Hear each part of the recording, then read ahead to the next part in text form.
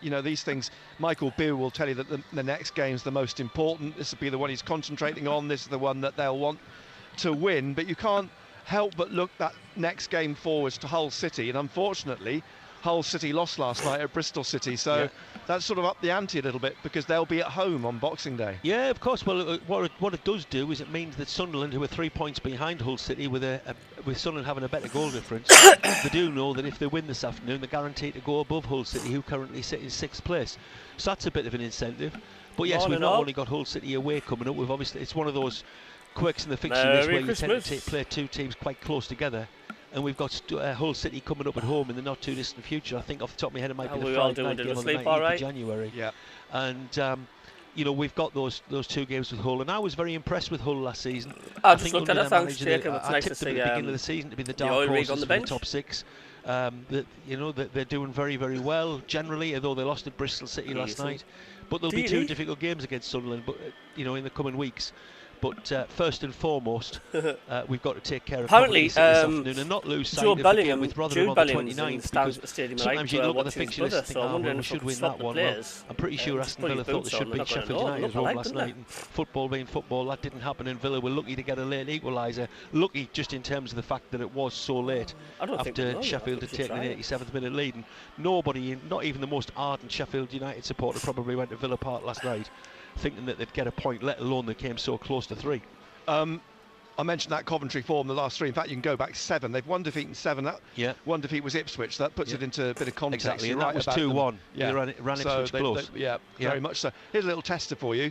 Mark Robins took over in 2017, so I suspect he's the longest-serving Championship manager. Bearing in mind, I think just about every Championship team has changed their manager. I think he is, and as you will know, he'd had a previous spell at Coventry when well. Stephen Elliott was playing there. Mark Robins has done wonders for Coventry, you know, bringing them from where they were. Well, he took over, if I remember rightly, when they were destined for relegation. And I was going to test you there. Can you remember who he took over from?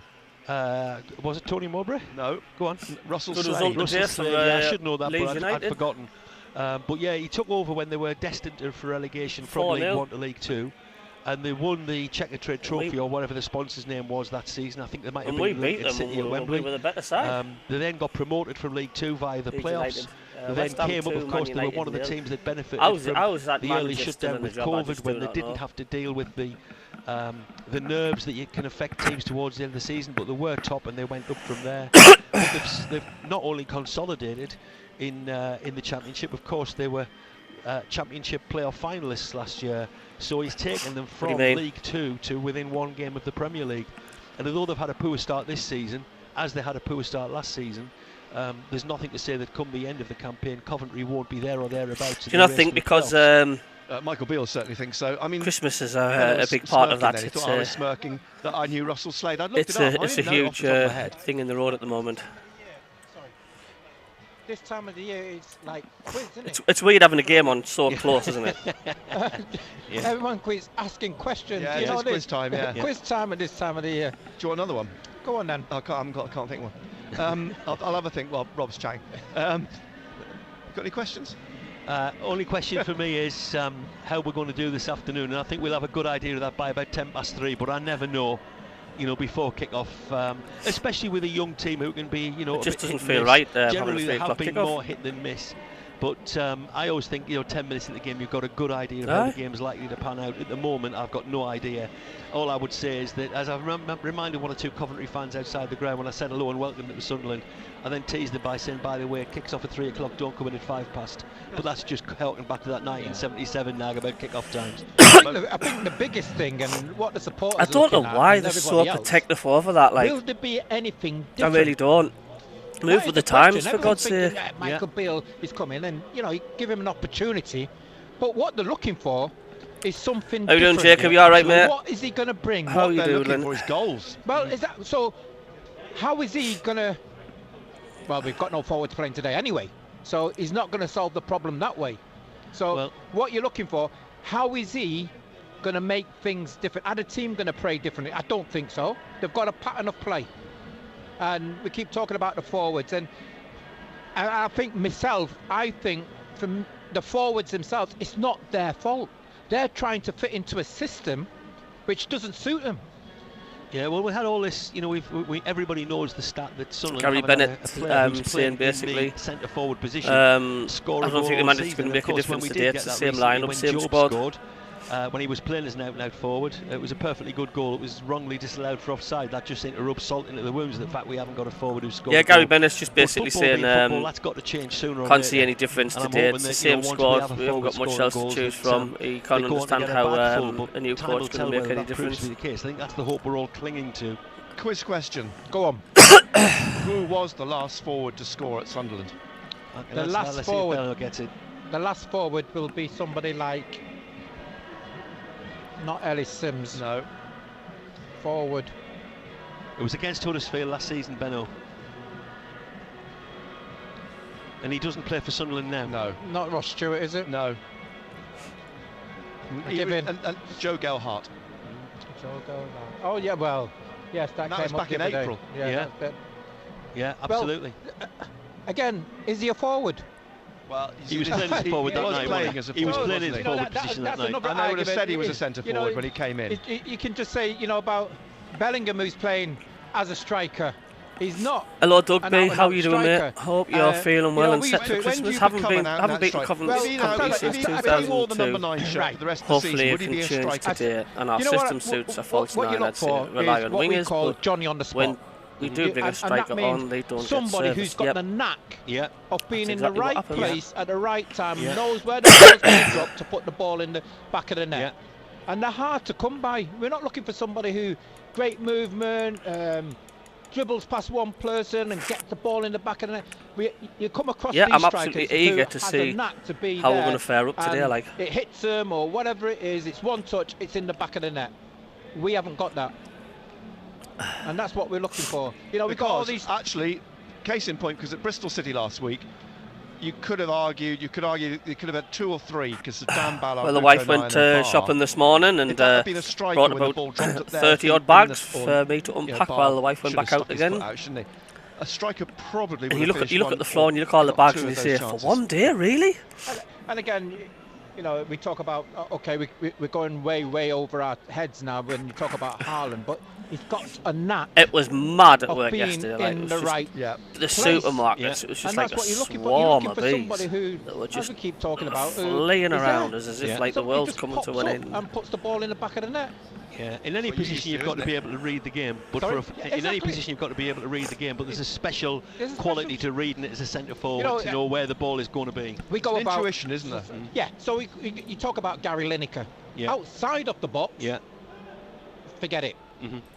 Inside of the box, he came to life. Yeah. He had the knack of being in the right place. Somebody's also saying on my channel, I would rather have Russian over Bar. Them sort of strikers are hard to come. And you're looking at the strikers what we've got. Bar in the starting line. He's powerful, he's quick, he's got a little bit of movement about him, but what's up with him? What's up with the lad, do you think? If it drops, bang, goal. Yeah, absolutely. That's what we want. I've said to you before, while I'm not 100% convinced of this from what I've seen of him, I actually quite like the look of Rusin. I like the look of Rusin because he's on the move all the time. He scored the other night for the under-21s when he played as an overage player. And sooner or later, I think that lad will end up scoring a few goals for Sunderland. But he's not, because of his height and his stature, he's not perhaps the kind Bar of is on, so he's obviously doing something in training that the coaches like. He does find the good positions. Clearly, he's not made the most of those positions when he's had first team opportunities so far. But I do like the look of him, and I think if we persist with him, he will come good.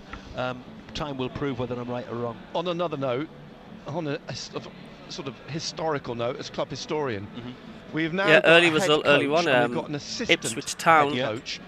Lost. Leeds United made a marker, beating Ipswich 4-0. Over the last Leeds 20 years, blew Ipswich Ipswich away. Managers. To think when we played Leeds United, is that 2 we were much better side? Well, I mean, strange game football, like, isn't it? I mean, Aston Villa 15 wins on the bounce at home.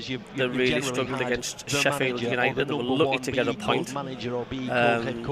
It's all about mentality, isn't it? How you mentally set up against teams you expected to win against. I think that's massively a few problems with Sunderland at the minute. Essentially, the roles don't change massively, not when it comes to on the pitch. I know these days... Get that attitude, like, well, it'll be a while over to deal with, don't need to try as harder. Recruitment than the managers might have had in the past when they held full sway over it. Now they've got a director of football and a head of recruitment who are overlooking, you know, most of the... You went for a walk yesterday, Doug. But yes, in terms of the new number one, and Gary's talking about will he bring something different? Well, we'll see. But he's got to be given a bit of time to do it. And in terms of the number of managers, well, I counted them up the other night, and as far as my counting's concerned, in the history of the club, Michael Beale becomes the 40th 4-0 manager, plus another 17 who've been caretaker managers in some shape or form. Someone pointed out some of those 17 have been in charge without actually taking charge of a game. Someone pointed out earlier on today that since Mark Robbins took over at Coventry, there have been 9 manager or interim managers. We've got a house full of coughs and colds here at our place. The wife's coughing, daughter's coughing, Mark Robbins, the twin boys are, and I'm all right. At Coventry, we spoke about what a good job he's done in taking Coventry from just about to be relegated to League 2 to bouncing back up as far as being playoff finalists to the Championship, and to some extent that shows that, you know, stability can bring success.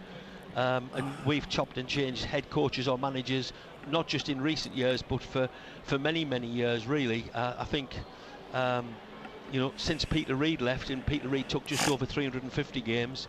Off the top of my head, I think the only manager to manage 100 games was Roy Keane, who did exactly 100. Mick McCarthy. My ADHD would love that. Maybe more. Steve Bruce too. I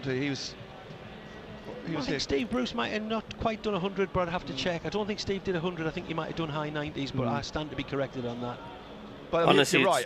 I love stimulating stuff like that. So and you think of it's 20 managers, I think, in 20 years. That's without interim managers. Yeah.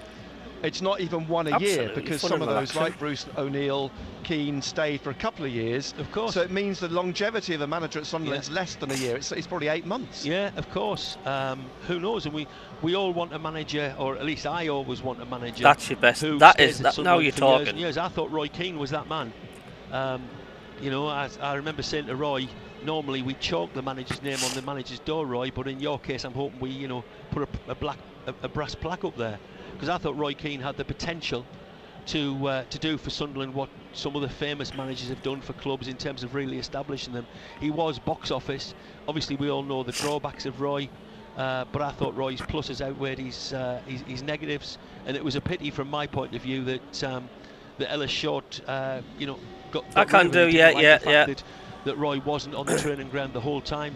Roy was very much modelling himself on Brian Clough, who didn't get onto the training ground until the end of the week, feeling that fantastic. Just hope Jacob doesn't go. Get him. For want of a better word, no Guardiola puns intended there. A bit of a pep, you know, towards the end of the week, and they would step it up as they approached match day. But you know, for various reasons, including that one, Roy's time came to an end. Who knows whether he would have proved to be long-term successful at Sunderland? But he had the potential to, I'm convinced. That's not to say I thought it was a good idea to bring him back. I think I'm not generally in favour of managers coming back. Yeah, not the best idea, is it? Rob, thank you ever so much. All the best. Have a very happy Christmas. And to you and Gary, thank you, Rob. Listening. Let's hope we get the 3 points this afternoon to set that happy Christmas up. Indeed, excellent. Rob Mason, Sunderland's club historian. Many thanks to him for everything he's done for us throughout the year, and hopefully next year as well. Not far from kick-off, we're going to hear from Christian Speakman and Michael Beale very shortly. If you've missed their interviews this week, we'll play the interview out in full from Michael Beale's introduction on Wednesday. Can't believe Sunderland one change, Joe comes in. Coventry City make 3 changes, but Ellis Sims is up front for the Sky Blues this afternoon. So on Wednesday, Michael Beale was introduced to the media. He was introduced alongside Christian Speakman, the sporting director, and I spoke to both of them for BBC Radio Newcastle.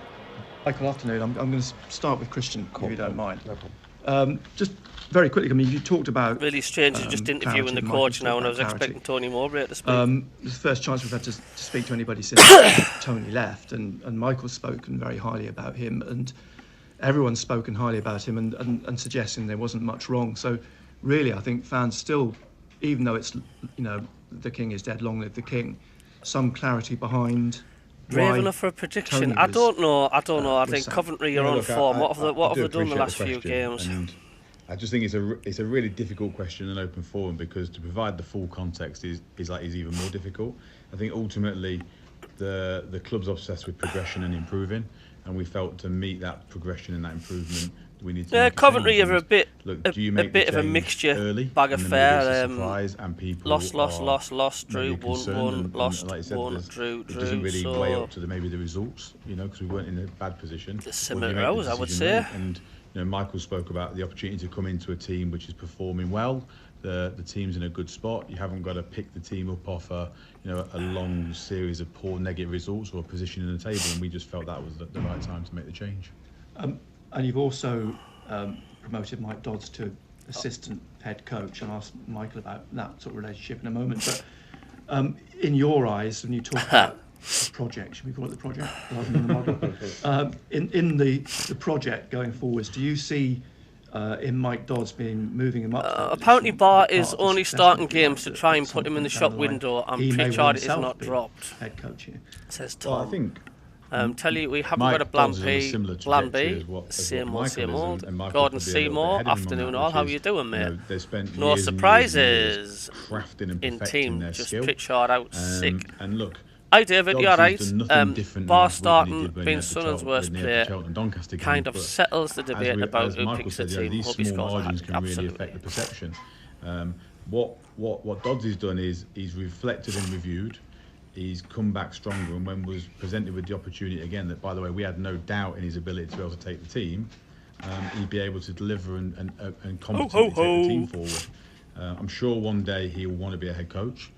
He's got all the qualities and credentials to do that, but he's also understands the gravity of the role. I thought you were going to see Yorkshire Terrier there. To try it a couple of occasions, and as assistant head coach now, he's in a really good position to provide the right type of advice and sounding board, because for a lot of assistant head coaches, they've not done the job. Whereas we've got a guy in post now who's had that opportunity a couple of occasions, so he does understand the difficulty and the dilemmas of the decisions, the press, and all these different things that go on. So, look, we're really proud of Dodds' progression. I think people have seen, and I'm really pleased that people have seen, all the positives in him over the last couple of weeks, and he'll be, I'm sure, a huge part to play in Michael's success. And Michael, apologies for talking as though you're not here. But, give you a tip off on a couple of questions. Yeah. On that point, you're the head coach. You've got Mike as your assistant. How do you see that relationship developing? I tried to nab Mike off of Christian a few years ago, actually, in a previous club when we were recruiting there. So I know of Mike. We coached against each other coming through. There's one or two other. Obviously, Graham Murty takes the B team, who was taking the B team at Rangers, and there's Stuart English. And Mike's really important to me. There's no manager that's superhuman. You have to share the workload. We've already done that already. He worked very well for Tony, and obviously Mark was the main assistant, but worked very well. And not just Michael Potter as well, I'm good. I think every player on the bench is better than Bart. He's from this part of the world and knows this club inside out. And Ali, the goalie coach, in time, if we feel there's room and it's right for the club, we'll add to it. So everyone plays their role. Michael Dodds, or Mike, as everyone knows him, is hugely important to me. And as I say, we have a lot of the same beliefs. And what people won't see is all the relationships that you have in in coaching that are underneath the radar, really, with I'm going to stick my neck out, and I'm going to go over the years together. By what Christian Speakman saying, it's some of the best coaching he's seen. And obviously you've talked about. So I'm really optimistic today. So I'm going to go for 3-0 Sunderland. It was mentioned earlier about fans seeing it as an underwhelming. I have, yeah. I've just been thinking about what's been said, and if Speakman says it's some of the best coaching and that, so hey, let's go for it. Just how important your CV is, if you like, because you've spoken about Chelsea and Liverpool and Brazil. It's impressive. Is it getting that message out there, or is it a case you'll be judged by results? No, I think they just judge me on what they see and what they see moving forward, and I would like them to do that. Look, I've got a lot of admiration for the way the fans have actually reacted, because what it tells me is they love their club and it's important to them, and they're protecting it, if you like. They're asking the right questions and they're protecting it from this guy from a different part of the country that's just come out of a high-profile job, and it's deemed not to be successful. I think my win percentages there and the changes I went through need a little bit more of a look at, if I'm honest. And I think that the proof will be what I do next. And this is a huge opportunity for me. I think I'm the right person to be part of the Sunderland family moving forward, but I've got to earn the right to be part of it, you know, so I've been given the job, but what I do next is really important, and I don't hold, you know, some of the noise. I don't see it all because I'm focused on the job in-house, but 80% of them are, 80% of them are drinking and having some the of my pies, family or some of the other staff who have rightly pushed me in the ribs a little bit with some of it, but look, it's par for it. That's because the fans love this football club, and that's what makes this football club what it is, and I'll have to win them over, and that's what I'm here to do. I'm certainly, if I was worried about that, I wouldn't be sat here now. You know, you know, if I wanted to go and take an easy job, but this excites me, the potential here. I don't know if it's intangible or tangible, but can you feel the weight of history on your shoulders here?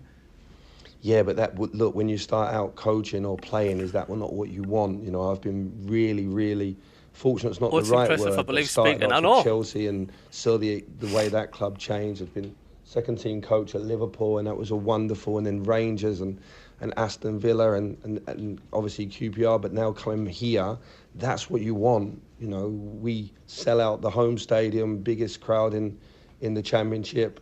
Certainly, if we're not the biggest, we're there. Then we go to every away game, we sell it out. Like that weight, that strength, that power, that's what you want. That's in terms of the power of what's behind the team. And it's exciting. You can hear it in my voice. Like if you're going to work in football, work at a club that matters, work where there's expectation, work where there's potential. I've got the because good old if there red isn't and that white noise around top. it, then you're probably at the wrong level. And so if you get an opportunity like this, it's in, you know, you've done something in your past to enable it, but it's important that you. Oh, I tell you what, I hope it is Hummel, like, because I'll have to dry up the wet patch where I've been sitting today if it is Hummel, because I think that's which has everything about noise and expectation. I mean, I'm surprised it hasn't been asked earlier about the derby. Yeah, listen, you could be Sunderland manager and never play one. So how fortunate am I is this young group of players to be able to play a derby? How fortunate are the fans of both clubs that this game's in the eye line as well? It's the FA Cup's a competition that we all grew up loving. It's lost a little bit, but it won't on the 6th of January when that game plays. And we've got a lot of football to play before that, but it's fair to say it's been mentioned a couple of times already. Yeah. You know the date. So do you think it could be Avek coming back? You've got these 4 important games coming up. You've touched on Coventry already. I mean, what are your thoughts on what is, as you said, a team that is desperately trying to get back on, into where they were last season, into the playoffs, and having a wobble in the last 10, I suppose. Yeah, look, I lived quite close to Coventry when I worked at Aston Villa and QPR, and so I went to a couple of games, and I know though people behind the scenes there are 100% behind Mark and his staff because they know the incredible work he does behind the scenes. 1 or 2 results for them. And it was the start of last season, they didn't start so well when they had the issues with the pitch, and then they went on that fantastic run. They lost 2 incredible players, one to the Premier League and one to such a huge club like Sporting Lisbon. And then they've recruited, and it's taken a little bit of time to settle, but I have no doubts that Mark Robbins, with his experience, and his assistant, Adi Vivash, is a guy that I worked with at Chelsea many years ago. Coventry are going to be there or thereabouts. Every day that we're in front of Coventry is a good place for us to be at Sunderland. It's a tough game to start with, because obviously I guess we'll soon know in the first 10 or 15 minutes. Well, and they know me quite well. Just a couple more for me. Firstly, are you looking forward to walking out on Saturday when you hear that wise men say the war? Yeah, I've obviously played here with QPR last year, and the club had just come up, and it was under Alex Neil at the time. Firstly, when we arrived, the guys that received us when we came in the main doors, they were so warm. It was fantastic. And then when we went out into the pitch, obviously you feel the strength for the crowd, and the club was in such a buoyant place at that time. Now, who would have thought in the short period of time that obviously Alex left maybe 2 or 3 weeks later, Tony comes in and does a good job, and now I'm here, and the club, I felt it then, obviously back up from League One, and we was unsure, I think everyone was how Sunderland would do last season, so to do so well. And Johnson 2.0, how's that? Similar to Coventry in some ways. We lost a couple of people at the focal point of this team as well, so the team looks a bit different, and yeah, it's going to be a really proud day. I'm really delighted that the first game is at home. And finally, for me, you touched on your family, and I know is that. I'd rather have Hummel than Avek. Did you move your family here? I mean, Did you move them to Glasgow? I mean, with all that goes around your job? Yeah, look, I've got 11-year-old son, 9-year-old son, a 4-year-old daughter, and one's born in London, one's born in Liverpool, and one's born in Scotland. 3-0, so there's a bit of a joke story there. Colin B, how do everyone? Let's have a win today. How are you doing, Colin? You all right? My children have only been Clark to school in Glasgow, and we moved to welcome everybody. the Midlands with Aston Villa, but they didn't settle in the schools, my children, so they moved back to Glasgow before I went back. I just love I love the chevrons on the family has settled there. It's not a million miles away, and they understand that Dad's got to work, and they'll be really excited. My two boys especially, not so much my daughter and wife, but my two boys especially will be excited to come down for the games, and yeah, they're happy Dad's back at work as well. Hello, Chris. Hi, Cabby. Join you from Tokyo. Nick Barnes and Gary Bennett, MBE. BBC Radio Newcastle. So Michael Beale, and before that, Sporting Director Christian Speakman, talking earlier this week. Well, now it's what happens on the pitch this afternoon. Benno's alongside of me, of course, and Michael Beale said at one point in that interview, Coventry City, it is a tough one to start with. I mean, this division is tough, full stop, but possibly a particularly tough one with the turnaround in form that Coventry have been showing of late. And as he says, a coaching team at Coventry that know him well, and how he works. Yeah, and again, Nick, it's his first game. He wants to impress. He wants to get up to shall we say, a flying start, win the game, win it impressively. Right, I'm just going to mute the commentary on my channel for a minute because of copyright.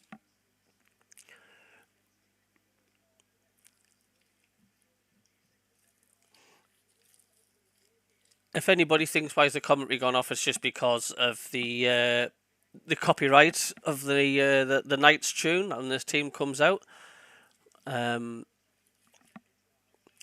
What's the crowds looking like? Yeah, it's looking quite good. It's looking quite good. To guide Michael Beale in regards of the players, what's their best position, what's the best starting lineup in the shape of the team, because Michael Dodds has most probably done his homework already.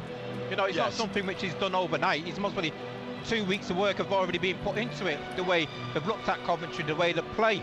So yeah, Michael Beale will be bouncing off Michael Dodds. Now Michael Dodds will be doing the same thing with Michael Beale as well, in regards of what do you think. That's a question that they'll be asking each other, and hopefully together they'll come up with a solution. Because Mike Dodds did say last week before Bristol, the homework for those games is already done in advance. You know, all that's put in place. Exactly. You know, and what they've done now is just gone over things. We are at home today, Packham, mate. To get through the week without any injuries. There's only one Gary Bennett today. Pritchard is anyone know the formation? If he was fit, he's most probably been in the starting 11. Well, the two teams being led out by the referee, Matthew Donoghue, this afternoon. He's all in black. He was last here when Sunderland played Huddersfield Town not that long ago. What's the formation today? Anyone know? And he stands on the halfway line now with the two teams 4-3-2 standing alongside of him. Sunderland, of course, in their red tracksuit tops with their red and white stripes, and Coventry City in their sky blue and white stripes on the fronts of their shirts, but the rest of the kit is sky blue.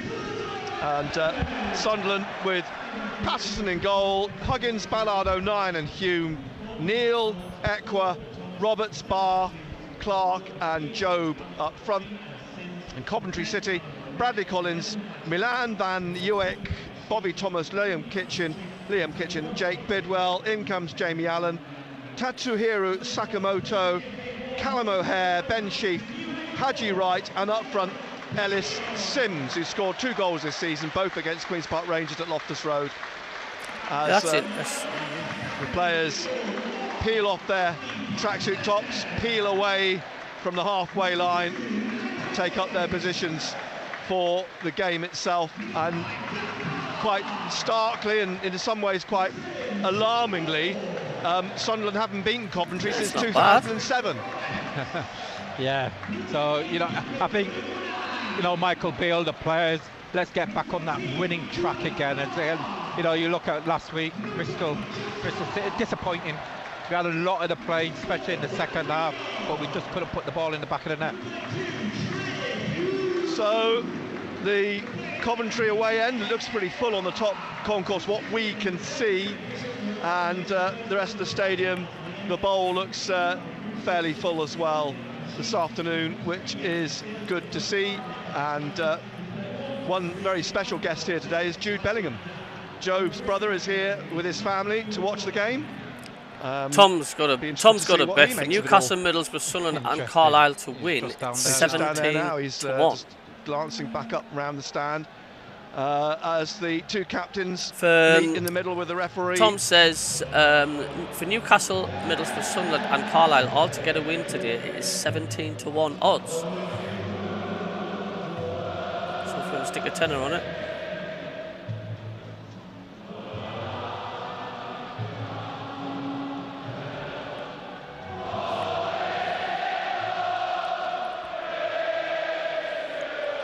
Well, it'll be Sunderland to get the game underway this afternoon. 5 minutes before kick-off, it always goes off. No evidence of him down pitch side at the moment, but that said, neither is there of Mark Robins. So maybe his position as one of...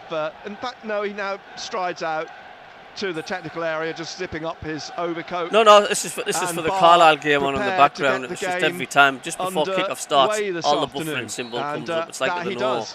Sunderland back in the Roker end in the first half, defending the north stand. He's off sick. And Patterson away to our left, in front of the north stand, all in yellow. Here's O'Neill. He's got distemper. He's got distemper apparently. Wing. He's being closed down by the American Haji Wright. Like the shivers. One of the 3 changes made by Mark Robins this afternoon.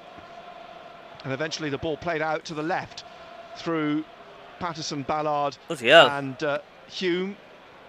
Up towards halfway, where it's cut out by Bobby Thomas, who's pushed forwards the centre-back. He's on the ball again as Coventry have pushed very high up to the edge of the penalty area, and O'Hare trying to dig it out and battle his way through in the penalty box, but Sunderland have managed to get the ball out.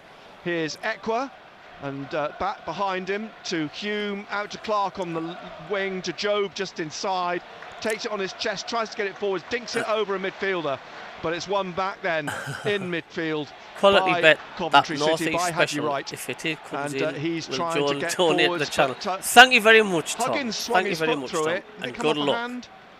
Good luck. It's a free kick to Coventry, which they've taken quickly. How are the lads, Colin Bill? By Bidwell, Colin B, Alan Frost, how are you doing? Doug Thomas, Tradition into Ben Sheaf in the centre circle, out to the right. I'll have 10 pieces. Angela, Colin B, see how Beal gets on today. Job.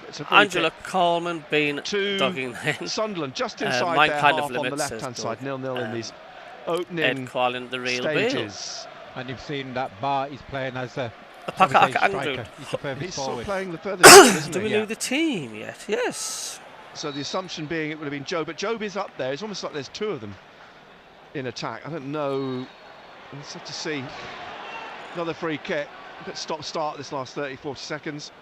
And Michael Beale in conversation with Mike Dodds at the moment. Yes, the team is Patterson, Huggins, Ballard, O'Neill, Hume, Neil, Ekwa, Roberts, Barr, Clark and Joe. Trying to get down the wing. And the substitutes is Bishop, Birdstorp, Mayenda, Russian, Sheesh, Seal, Triantis, Rigg and Bradley Coventry City. Thank you, Kingfisher. Who last time out drew 1-1 at Leeds, and bearing in mind Leeds put 4 past Ipswich this afternoon. That maybe can seen as some context as to where Coventry are at the moment, despite their place 15th in the Championship table. Yeah, they're a hard-working team. You know, they are a threat up front, aren't they? You know, when we talk about Sims, you know, and on his day, it will cause any defence any problems. Yes, we saw that. We know that firsthand. Kitching and Thomas bringing this out from the back, trying to slip it through here to Callum O'Hare, trying to find the Japanese international Sakamoto, but Sunderland have got it back. Humes on one of his runs down the left touchline, but just pushed it too far forwards. He's managed to get to 18 yards from the corner, but it's won back by Thomas, played back to Collins, the goalkeeper. Blackburn are already 1-0 up. Which has seen Ben Wilson, the former Sunderland keeper, relegated to the bench this season, despite his record last season, a record for the club of keeping 20 clean sheets. here on the halfway line. Hume has given the ball away to Wright, and now trying to get through on the left here to Sims in the penalty area, but he pushed it into the legs of O'Nien, and it's gone behind for a corner to Coventry, their first of the game. Yeah, and this is where we've got to concentrate. Who's going to take the corner? Ben Sheaf is going to take the corner, the former Arsenal midfielder. You know, Bobby Thomas. You've got to keep an eye on them. Yeah, he's just jogging up now, isn't he, to the edge of the 6-yard box. It's played short, though, to Sakamoto. He pulls it back again. It's swept in by Bidwell to the far post, but it drops away behind. Patterson had an eye on it. It's a goal kick to Sunderland. 0-0 then, 5th minute, here live on BBC Radio Newcastle. If you want the Newcastle United game at Luton, that is on our FM frequencies this afternoon. Ballard out to Hume, it's given away, whipped out by Callum O'Hare. It was a bit of a casual pass inside by Hume, but Sunderland have got it back. Jove to Clark, and now it's won again by Sheaf in the middle, but one back by Barr. Behind him is Clark. He's cut across into the centre, rolls it out to the right here to Huggins. Huggins just in to Roberts on the right touchline, trying to slip away from Bidwell, who's sticking with him, but he's twisting away, and finally Bidwell puts it out. Throw to Sunderland. Quick hello to Jeff Brewer, who I know is listening this afternoon, who's unfortunately suffered a couple of strokes and not feeling too well at the moment, but good afternoon to you, Jeff. I hope you enjoy this afternoon's game and you can have a good Christmas as well. And Blackburn 1, Watford 0. The ball bounces out for another throw to Sunderland. 10 yards from the corner on the right at the Roker end. Huggins waiting to get the ball. What's the referee blowing for here? It's interesting watching. Is that Michael Beale in the box there? He's giving out instructions, isn't he? He's at the edge of his technical area, isn't he? Referee's having a word with Ben Sheaf and Kitching, I think. Ben Sheaf's the Coventry captain. Throw from Huggins to Roberts, back to Huggins on the touchline, trying to cut in, but he plays it back to Dan Neil. Neil slips it inside to Ekwa, looking for the run, just over hit the pass. Not by much, but enough to take it away from Roberts, who is making the run down the right to the penalty area, and it's gone out for a goal kick. Bradley Collins, the keeper, all in black. It's interesting, you know, Michael Beale, you know, getting to even know the names of the players. He said, you know, he was walking around the academy the other day, just bumping to people, going, "All right, mate," because he didn't know their names yet. Everyone was, "Mate, all right, mate." Mate. As the ball played up here to the halfway line, Sims, a little flick out to the left, looking for Wright. He's got the ball whipped off him by O'Nien. Wright's left on the floor. Here's Roberts on the right wing now, cutting it inside to Barr. Barr to the edge of the penalty area on the right. Now Roberts down the right, just outside the box, and it comes back to Barr from Roberts. Barr tapping it back to Roberts. Bidwell goes to close him down, but Huggins here on the right-hand side crosses into the box, but it's punched away by the left foot of Kitching, I think, at the edge of the 6-yard box. It's with Sunderland again, though. Ekwa outside, a little flick through by Roberts, thinking that Huggins was somewhere else, but he wasn't where he thought he was, and the ball's gone behind for a goal kick. Plenty of interchanging of passes, plenty of possession, but the XG, it's the XG. And then you're just looking, the missing, shall we say, puzzle or jigsaw for that is if Ahmad was here. Yes, that's the sort of player who would have been on the end of that. On the end of things like that. So, you know, they had a great understanding, didn't they? They did. There was that's perfectly illustrated there a couple Ahmed, of times by Roberts, intuitively playing balls because he knew Ahmad would have been in those positions. So, throw on the right, on halfway. Huggins finding Barr under pressure from Bidwell, plays it inside to Roberts. Huggins gets it. Huggins back to Roberts, back behind him to Neil, to Ekwa in the centre circle. Taking it on down the left. Clark on the left touchline. Sakamoto in front of him. Clark taking on the Japanese international down towards the corner. Sakamoto wins it back, fouls Clark on the touchline. free kick to Sunderland. Red balloon on the pitch. The assistant on this near side removes it. And could have been worse. Could have been a beach ball. There's still time. We had a beach ball at Bristol last week, didn't we? But when play was up the other end. Clark. Roberts is across there as well. Sakamoto, or no, O'Hare is the man in the wall. Sakamoto on the penalty spot. Hume and Job's up there as well. O'Nien in there. Ballard, of course, from left wing then. Clark drives it in low. Ballard, little back heel to Barr, plays it back out to Ekwa. He's tried to drive it in down the right, but it's bounced through for a corner. Well, that was obviously a well-worked free kick, but it didn't quite come off. So, first corner on the right-hand side here. Roberts jogging down to take it. And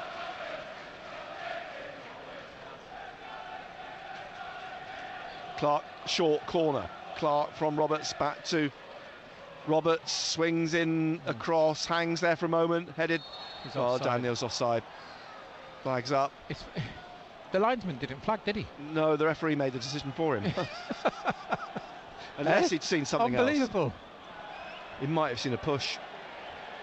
It's a free kick, tapped by the goalkeeper to Thomas. Oh, sorry, I must have hit the mute button by mistake. Little sorry trio about of former Barnsley players here. The goalkeeper, Bobby Thomas, had a loan for Barnsley. A mistake there. Kitching was signed from Barnsley this summer. Spurs 1, Everton 0. Here's Kitching to Thomas, and he plays it up through straight to Ekwa, now to Neil in the middle, and the Coventry half back inside from Roberts, looking for Neil, but it's not the once best. again, thanks for everybody tuning in. Thank you indeed. Hume leaves it for Ekwa just behind the centre circle. Across here now to O'Nien. We're in the 11th minute, 0-0. Live on BBC Radio Newcastle. Huggins back behind into O'Nien. Sims goes to close him down. O'Nien inside to Huggins. Back to Patterson. Not many goals flying in the Championship at the moment. Only one is Blackburn Rovers against Watford. On with this, playing it wide to Clark. A run from Job. He's looking for him. Job, can he get there ahead of the defender? He's on the defender's shoulder, but it just went over the goal line. That went out, but the flag stayed down. Goalkeeper's arms out in shock at the assistant not making a decision. But here's Clark again, and this shouldn't be happening really, because the ball went out for what should have been a goal kick. Should have done. Sheaf has got the ball clear. I'm telling you now, if Sunderland had scored, there'd be hell on. It clearly went out. Come on, you Sky Bros, welcome. The goalkeeper's still furious with the assistant. Need to make early pressure. Don't think either the assistant or the referee were watching what happened then. Turn down the mic. But well, I've turned down the mic a little bit. Hope that's a bit better for you. Debate. Play goes on. Job got a foot on it. It's up to Sakamoto though for Coventry. Comes back to you Ballard hit here. that like button, Over got the shoulder of Thomas. Barr's gone people on the in, chat. but it's bounced back to the goalkeeper, Bradley Collins. Played out 23 likes Jamie on the channel. Allen in midfield. Sakamoto on the right, looking to get it wide on that far side, but it's gone out for a throw. It was Van Joik who'd made the run forwards.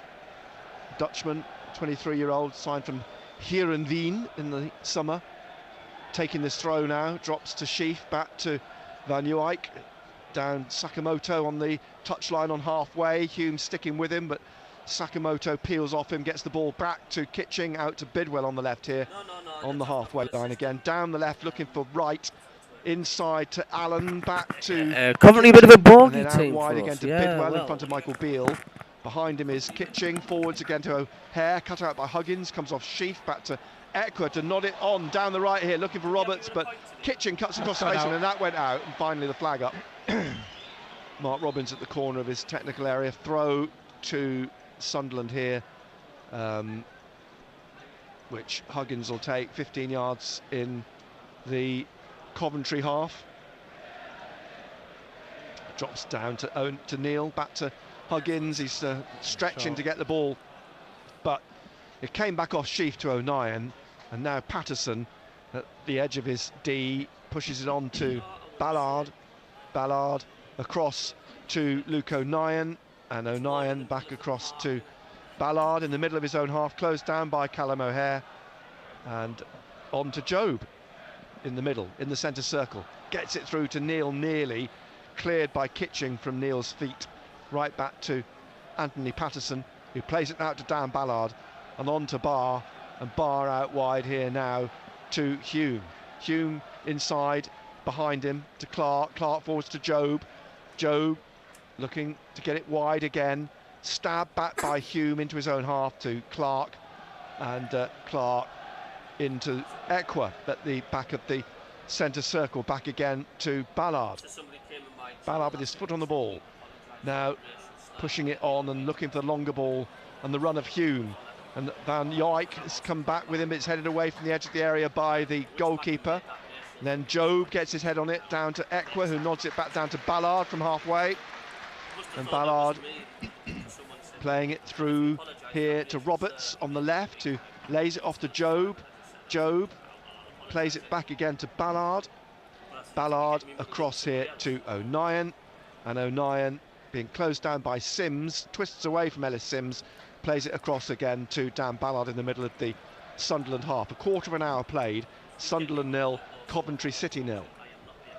Next up, Boxing Day for Coventry is a home game against Sheffield Wednesday. We'll of course be at Hull City, who lost last night at Bristol City 3-2.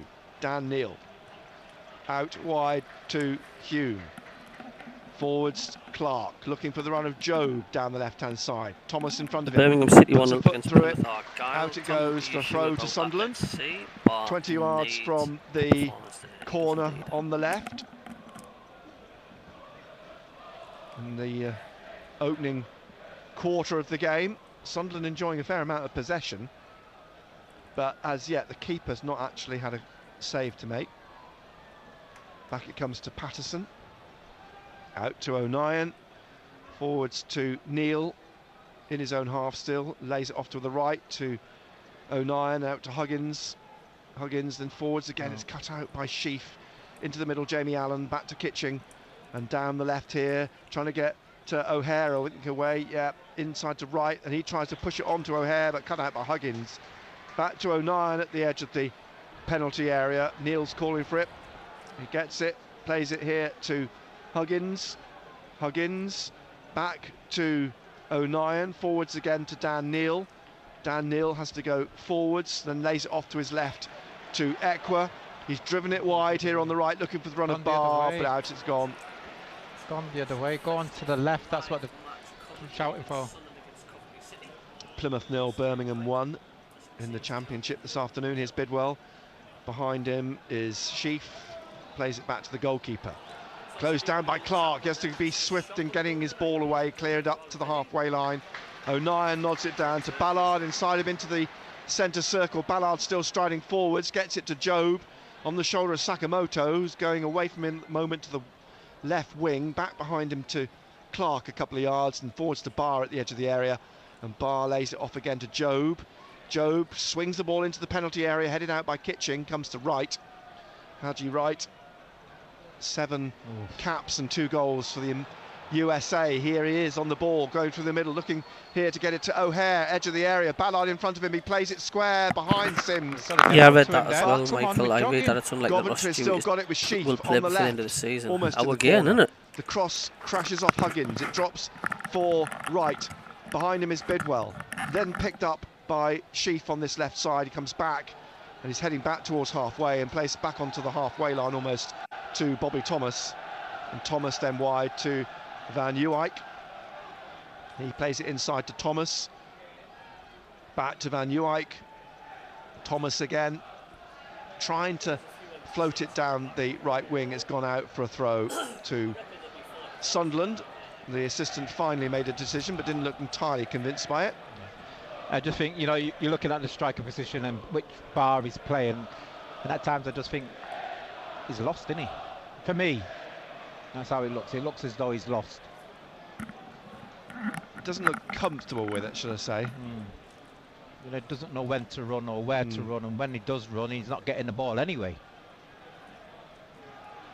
Throw from Coventry, comes back to Ballard, out to Neil, forwards to Barr here, who's pushed in the back, but the referee doesn't think so. Thomas has got it, plays it through the middle. Good job, we saw the shoot when we did, yeah. He's trying to slip it through from right, but it's tucked away by Huggins to Ekwa. Ekwa now through the middle, leave it for Neil. Neil looking for the run of Roberts. Roberts here on the right side, tackled though fairly comfortably actually by Kitching, who plays it inside to Sheaf, and then again inside to Allen, and he's played it wide, where it's picked up by Hume, given away, but got it back, plays it through to Clark here now, trying to drive on and shooting, it's parried away, Barr! No. Clark's shot parried, it fell to Barr, only the goalkeeper to beat, and he's put it over the bar. He's lived up to his name. Should have scored. You've got to hit the target at least. It's a great effort by Jack Clark.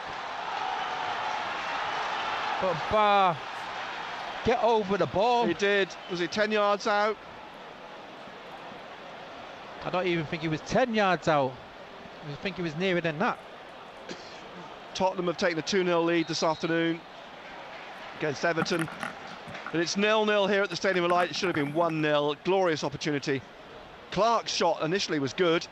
Parried by Collins to Barr, who drove it over the top.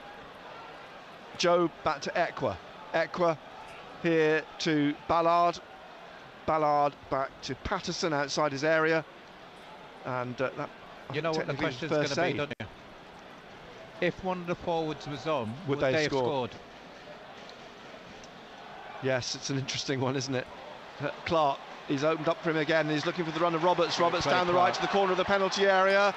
He's got support inside. Dan Neil's in there, but a block by a defender on the cross, and then a ball crashes off Roberts as they try to get it clear behind for a goal kick. Barr still contemplating that miss. He stands in the D at the edge of the Coventry City penalty area. Away from home, they've won twice this season. 6 defeats. The ball up to 09. It's come off him for Neil, who gets it back to 09 on halfway. He slips it into the centre circle in the 22nd minute now. And to Ekwa. Ekwa forwards to Clark, back to Ekwa. Back again from the touchline to Ballard. Ballard forwards a few yards to Dan Neil at the back of the centre circle. Huggins is calling for it on the right wing. He's gone left, flicked on by Hume, blocked by Coventry.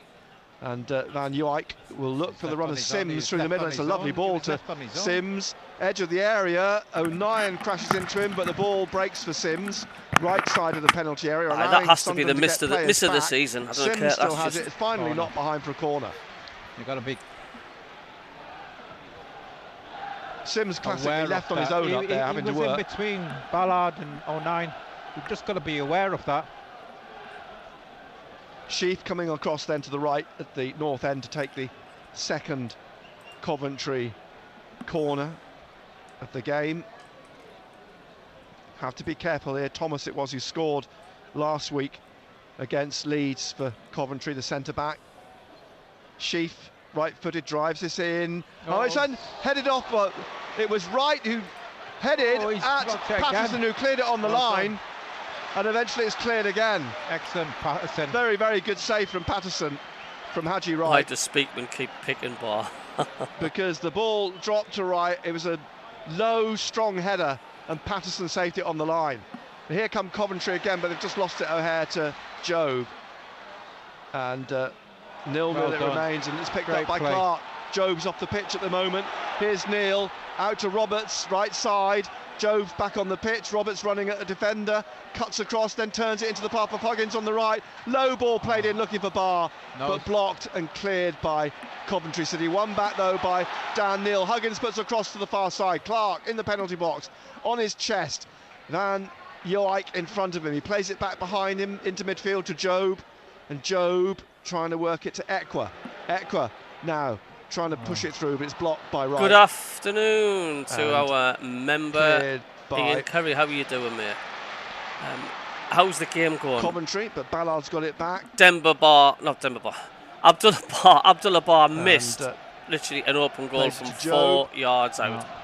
Clark, good shot. Keeper parried it right in front of Bar. It's played through the middle, but Sheaf gets it from smacked Job, it over the bar from 3 yards out. Sheaf, quick free kick. Do you believe Speakman's picking the team? And it's played down the right of the penalty area to Sakamoto, but runs away from him behind for a goal kick. Yeah, the games are getting a little bit spread now, but excellent save by Patterson.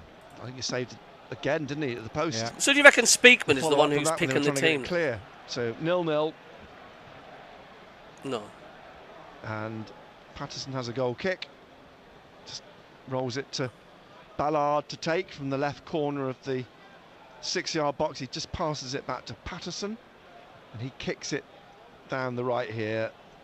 Bidwell watches it drop round him and out for a throw halfway inside his own half on the left, back to his keeper, Bradley Collins.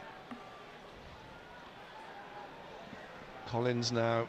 I hope you're feeling better, Ian. I hope you're feeling better. Billy G says, Job nearly got it off him. The Dutchman's continuing though. He's got to get past. He rolls it out to Sakamoto. Sakamoto taking on Hume, who got a foot to it. Sakamoto's and he's tripped him as well. Yeah, he's got a little bit about him, hasn't he? Yellow card for Hume. Sakamoto's got a little bit about him, and he's lively. Sign from Ostend. Someone just said on the chat, yellow card to Hume. I've yet to see it. And again, you've got to make sure you pick up here. You know, the likes of Thomas. Well, and it was Wright, wasn't it, in the last set piece? Got up. 6'3" himself, Haji Wright. Not many goals in the championship, only 2. Should have been 3 with Bar. Season. Initially having gone there on loan, playing his football firstly in America. Ross is out for the rest of the season. With the New York Cosmos, and then into Holland. Few clubs in Holland, then moved to Turkey, and now to Coventry. Oh my God! It's Luton Town 1, Newcastle 0 at Kenilworth Road. This free kick then from the right. Andros Townsend with the goal. Bar in the wall. The free kick then from Luton the right. 1, Newcastle 0. And again, someone's. Take Bar off, please, says Billy. Rusty Mackham and Gran Canaria. Hopefully Bar gone in January. Just can't see Kitching appealed immediately, knowing it'll come off. John Newell, Bar is useless. Take him off at half-time. Absolutely. Angela Coleman, who's going to buy him? Sheaf jogs down Doug to B. Teammates don't have confidence in Bar, don't want to pass to him. And short yes, to Sakamoto. They need somebody else out. Sakamoto gets into the penalty area, but Bar, great challenge. Leaves it for Roberts, who passes it out, but it'll be won back by O'Hare, looking for down that left side Sheaf. It's come off Huggins, I think it was. It's a throw to Coventry City. Quickly taken by Bidwell to Sheaf. Back to Van Uyck at the edge of the centre circle. Lays it off to Kitching on halfway. Back to Van Uyck, being forced back by Clark to play it to the goalkeeper. And he kicks it out. It comes off Bar. Bar's got it here, but a tackle by Kitching leaves Bar on the floor. Just the sheer force of strength of the foot on the ball. Bidwell out on the left here, back behind him to Sheaf. 28th minute, 0-0. And Sheaf back again to Kitching. And he will play it wide again to the left to Sheaf. And down the touchline, Bidwell, Jake Bidwell, former Swansea defender, gets it to Ellis Sims on the left. He rolls it, tried to roll it through past Ballard. It comes off Ballard for a throw to Coventry again on this left-hand side. Bidwell to take it halfway inside the Sunderland half. Jake Bidwell, 30 years old now. Very much the oldest in that back four. The others are 24, 22 and 23.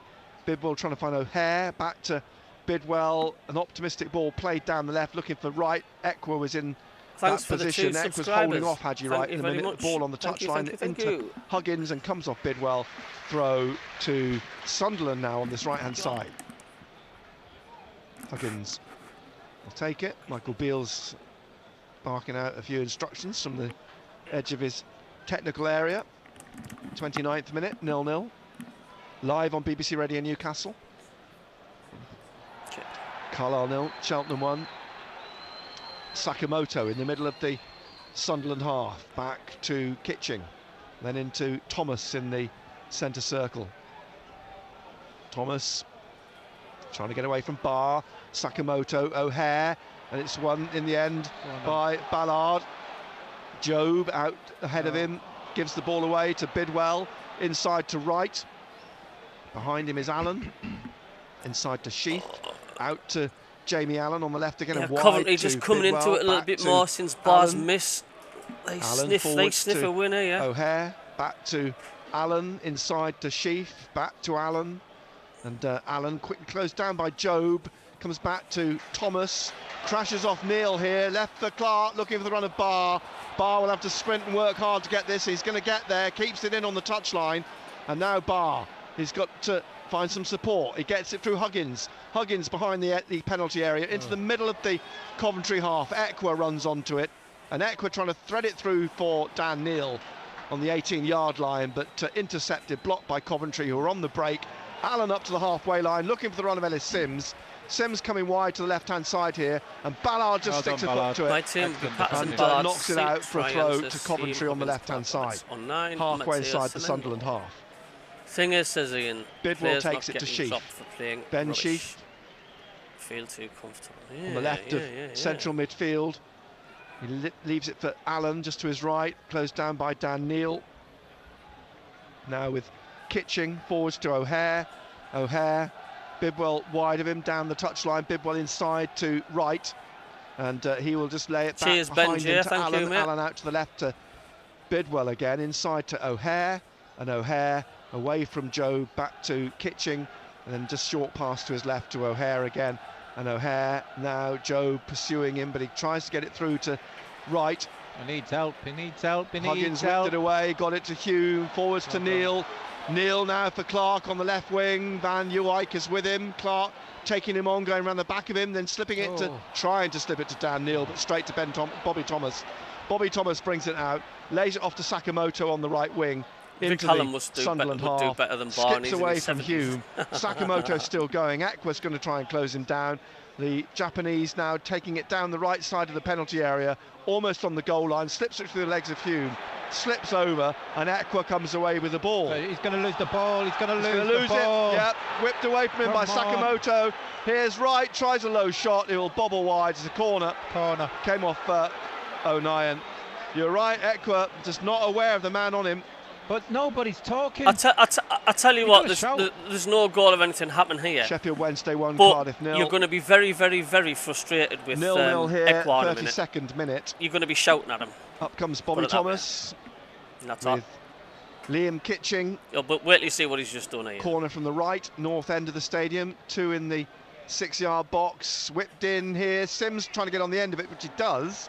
He's claiming another corner, but it looked to clearly come off his head and go behind for a goal kick. I just think that we just need a little bit more movement up front. Again, you know, I go back to Barr, you know, playing that strikers. You might as well try throwing a forward on, or even put Bellingham up there, because at the present moment, I just think he's lost. We win the ball, then we're looking for movement, we're looking for an outlet, and we haven't got one. No. Barr should have scored as well. After Clark's shot was played by Bradley Collins, straight to Barr. Here's Bobby Thomas in the middle of his own half, forwards to Sheath. Sheath behind him. Watch. Kitching, Liam Kitching. What is he doing? Now to Ben Sheath. What is he doing? He needs a firework up his jacksie. One back though, but a foul. It's as almost the referee had blown to stop the play, but it wasn't. I don't know what he was doing. You know, even when the likes of Rossin was playing, at least he ran behind and come on, man, lads. Talk to each other. Clark what are on you the left-hand doing? side, Dan Neil making a run. Barr to Barr at the edge of the area from Clark. He tried to get it onto his left foot. Shot blocked. Comfortable shot now to Equa, who shoots, and again blocked by Sheath. It's a throw to Sunderland, a couple of yards from the corner. Clark looks as though he's going to be the key to unlock this, but again. You know, everything's got to go through Clark. Good through ball into Barr, but again, he just couldn't get it out of his feet. Hume on the left, down into the corner to Clark. Clark back to Hume, back again to Equa here, and Equa back onto halfway to Sounds Ballard. like a team. 34th minute, 0-0. But why wasn't somebody shouting at Ekwar Sims there on his shoulder, gets it to Huggins on the right, closed down by Wright through to Roberts. Little flick through to Huggins on the run here, down to the corner of the penalty area. And he's turned it across towards Clark, who tries to bring it down here, and Allen just shanks it in the air, and it drops on the roof of the net. It's a corner. There's Roberts asking, why didn't he give it him back? Yeah. Just a little bit too much for Clark to do in pulling it back. Nobody there. But another corner for Sunderland on the right here at the Roker end. Roberts carries the ball down. 35th minute. Plenty of bodies in the box. Ekwar outside. Clark in the D. Huggins back on the centre circle. Roberts swings this in towards the far post, headed away. Up to O'Hare, who heads it out to Huggins. Huggins wide on the left to Clark. Clark back to Huggins. Hume is right to him. Hume here in the centre circle. Back to Huggins to his left. Huggins forwards to Neil. Neil to Ekwar. Ekwar tries to find O'Nien, who is offside. The flag is up here. Free kick to Coventry. 0-0. Collins retrieves the ball from a ball boy. The keeper out to the edge of his penalty area. The assistant still standing with his arm out, stretched out with the flag, and he puts it down finally once Collins has reached his mark, just inside his penalty area. Referee, this crowd getting impatient. Short pass to Thomas, out to Van Uijk, back to Thomas. Michael Proctor having a word with the fourth official about something, pointing back into the Coventry half. Allen nearly loses it, and Kitching just steers it back to the goalkeeper with Neil advancing. Collins gets it onto the head of Huggins, but then Bidwell knocks it forwards on the left here to O'Hare, back to Sheaf, and out to O'Hare on the left, back again to Kitching. Kitching driving it on straight into Huggins' path. Huggins trying to get away from Haji Wright, still going down the right, tried to slip it inside, but Wright's in the way. Kitching brings it out, looking for Sims' run, but O'Nien cuts across the face of him, and then Sims barges O'Nien down. Well done, O'Nien. And a free kick to Sunderland wide on the right, a couple of yards in from touch. Deep in their own half. Patterson comes out to take this. With the boys good. A few of the Sunderland substitutes warming up. I think that's Chris Rigg. As Patterson. Just right of the penalty area with the free kick, kicks it through the middle. Job looking to get on the end of it, but he's beaten to it by Van Uijk. Oh, you got to just went past Ekwar and trying to get past Neil. Neil's won it back. Well done, Neil. And Neil into the Coventry half now to Job. Another two subscribers there. Thank you very much. Thank you. Hume, but he plays it out to Clark. Hume made a run into the box. Clark making a run into the box now himself, but the pass inside cut out by Bobby Thomas. Hume will try and put it back in again. It comes up off Van Uijk. It bounces awkwardly. Sheaf heads it out. Clash of heads. Yeah. Immediately, the referee's calling on the two sets of physios. It was, is it Clark that was clattered? No, Hume. Hume, is it? Yeah. In the 38th minute, the two players now getting some treatment. Yeah, Trey Hume.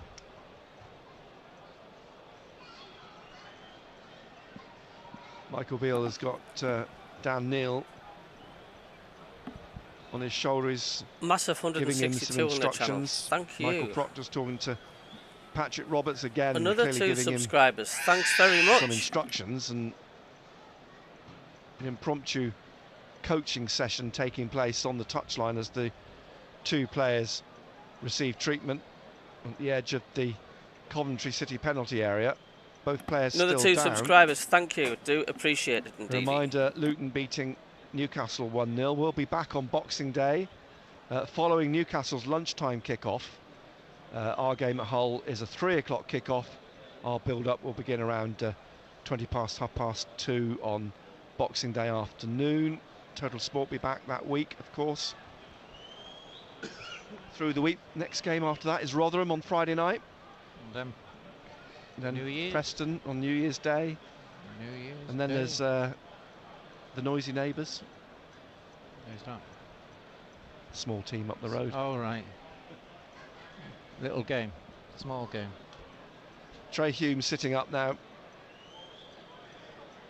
Getting treatment still. The Coventry player still flat out. I think, was it Ben Sheaf? I'm not sure. He's still lying down, and Trey Hume getting up, rubbing the back of his head. Just clutching. Prime Man 69, thanks for the subscription, mate. Thank you very much indeed. I do appreciate it. That's Prime Man. Thank you, mate. Walking off here with Pete Brand and his colleague. Again, still rubbing the back of his head. Coventry's player still flat out. I'm fairly sure it was Ben Sheaf, the captain, that was. He's just being hauled to his feet now. His forehead, he's got a bandage just clutching to his forehead, Ben Sheaf, as he's led off as well. Suggests that might have drawn blood if he's holding a plaster or a bandage to his forehead. Yeah. Wow, another 6 subscribers. Thank you so much. That is a nice Christmas present. This is as he comes towards the touchline. Honest to God, says Packer, Angela Coleman, Ming 2. Having a word with him. I wouldn't say he's walking in a straight line, but Plymouth 0, Birmingham, there's blood all the way down his arm. It's just been wiped off by Jamie Allen, actually. Or was it the captain's armband? It was the captain's armband he whipped off down. I thought he was still 1-0 Luton. Blood off his arm, but it's not. It's the armband he's just whipped down, which suggests that he's not going to play a further part. There's going to be a change. Ben Sheaf, having had that knock on the head, clutching a bandage to his forehead, is being replaced by Josh Eccles. Middlesbrough 1, West Bromwich Albion 0, was that? Yeah. So a first change of the afternoon. Thanks, Angela. Thank you very much. Coventry City by that injury to Ben Sheaf coming in the Angela Coleman, thanks for the subscription there. Thank you. A few minutes added on. Took 3 or 4 minutes actually, that episode. But we're underway again, or will be in a second, when Collins plays the ball out. Hume waiting to come back on, he's okay. Sims lays the ball off to Bidwell, forwards to O'Hare, out to right, and now he plays it straight to Patterson. And Michael Beale involved in a conversation with the 4th official as they try to get Hume back on. Beale is trying to attract the referee's attention to say, look, come on, I've got a player here wanting to come back on. He's now waved on by Matthew Donoghue. And the 4th officials come over for a word with Michael Beale, his arm around his back. As the ball comes back to Bidwell, heads it on here, nodded in by Neil to Barr. Barr back out to Neil on the right wing, and he plays it inside again to Roberts. Roberts back out to Neil on the right. He swings a ball in here, plucked out by Collins, the goalkeeper. Clark waiting, 43rd minute. Still Sunderland 0, Coventry City 0. Live on BBC Radio Newcastle. Ball out to Kitching, back to Collins. Keeper in his D, he plays it to Kitching just in front of him, back again to Collins. And it's kicked this time up towards halfway on the right, comes up to Sims on the halfway line, but whipped off him by Ekwa, left for Ballard. Nathan, of course, thanks for the subscriber there, mate, for the subscription, Nathan. Cheers, mate. And O'Nien let's try on and take halfway on the right-hand side, so plays it to Roberts. Roberts now back to Neil, behind him is O'Nien on the right, plays it into the middle to Ballard in the Sunderland half, takes it up to halfway, And through, looking for Job, he had to stretch. It comes back to Bobby Thomas, who gives it away to Ekwa. Another poor pass to Job. And the crowd getting a bit unsettled at the moment. Ekwa trying to bring it down again in the centre circle, laying it off to Hume, who's on the right here. Huggins is on the left at the moment. Ekwa on halfway, back to Hume behind him on this right-hand side, and Hume back to O'Nien. And O'Nien forwards to Neil. Neil back to O'Nien, forwards to Ekwa. Ekwa again back to Luke O'Nien, across to Ballard. And Ballard drives it down into the path of Van Uwijk. Puts it out, throws to Sunderland. One shot on target, not good enough. Coming up to the last minute of the first half. The fourth official seemed to indicate 3 to Mark Robbins as he goes down to get the board. Throws left for Thanks for the subscriber. Huggins Thank you. to take on the left wing, on halfway. One shot on target. It's 0-0 as we approach the break. And Huggins looking for Barr. Queen's Park Rangers 0, Southampton 1 as Clark trying to find an offside Huggins. Flag goes up. It clearly was offside. Free kick to Coventry City. Plymouth 1, Birmingham 2. I think the question is, have you seen anything different? Someone just said one shot. Colin Beals just said one shot is not good enough, to be honest, on target. It seems to see the same pattern, doesn't it? The same way of playing. Get the ball out to the wings. Yeah. Bidwell trying to get round Huggins. Gets into the penalty area. The ball's cut out by O'Nien. O'Hare's tugging him about. Play goes on. O'Nien out to Roberts. Roberts now over the halfway line. Clark's on his own on the left-hand side. Roberts still going. Tries to slip it through, but there are 4 players around him and he couldn't get the ball out. Hi guys, hi Jay. What's the feeling on this match? He didn't have any options, did he? Sunderland with a lot of possession but with no end product. That's the usual stuff. Eventually back to Patterson. Up to Bidwell on halfway. Looking for Wright. Was he pulled down? He's gone down. The referee's played on. O'Hare into the penalty area. He's trying to set this up here for Sakamoto, who scores. It's squeezed to Sakamoto, who somehow squeezed it in past Patterson into the bottom corner in the first minute of added time. Yeah, concede right on half-time again. Sloppy defending. You know, again, you know, you look at Roberts, he's got the ball, and then he's looking for support. We didn't have it. It breaks down. O'Nien gets in a tangle, loses the ball. And to be fair to the referee, he's done well because he's played the advantage. Yeah. But then we didn't react. They pushed in down that left side, squared the ball inside. Sakamoto got on the end of it and squeezed it in the bottom corner. So it's a familiar story, isn't it? On the stroke of half-time. Just when they need to see this out, see it through. Sakamoto's second goal of the season.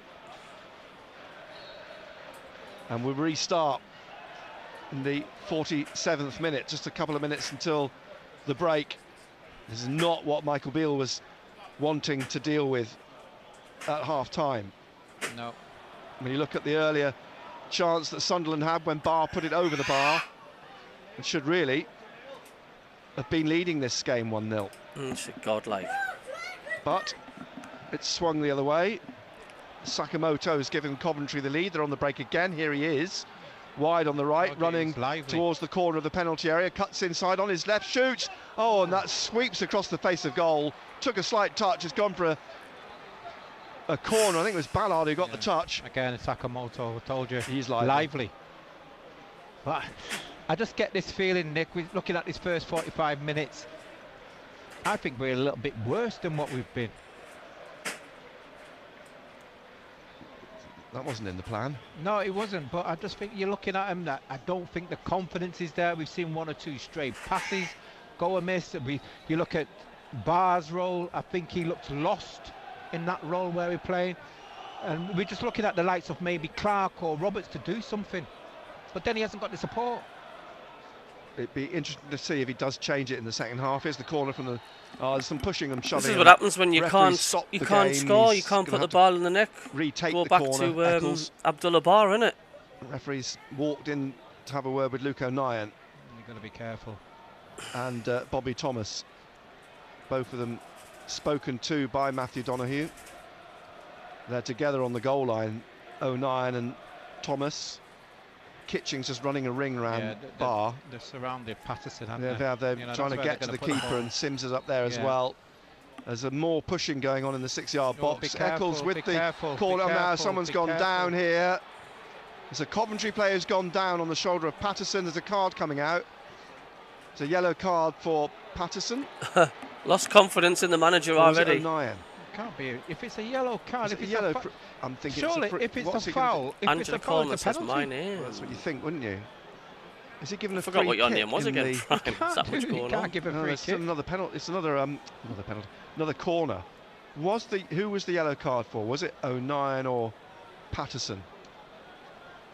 If it's a foul, Nick, in the penalty box, it's a penalty.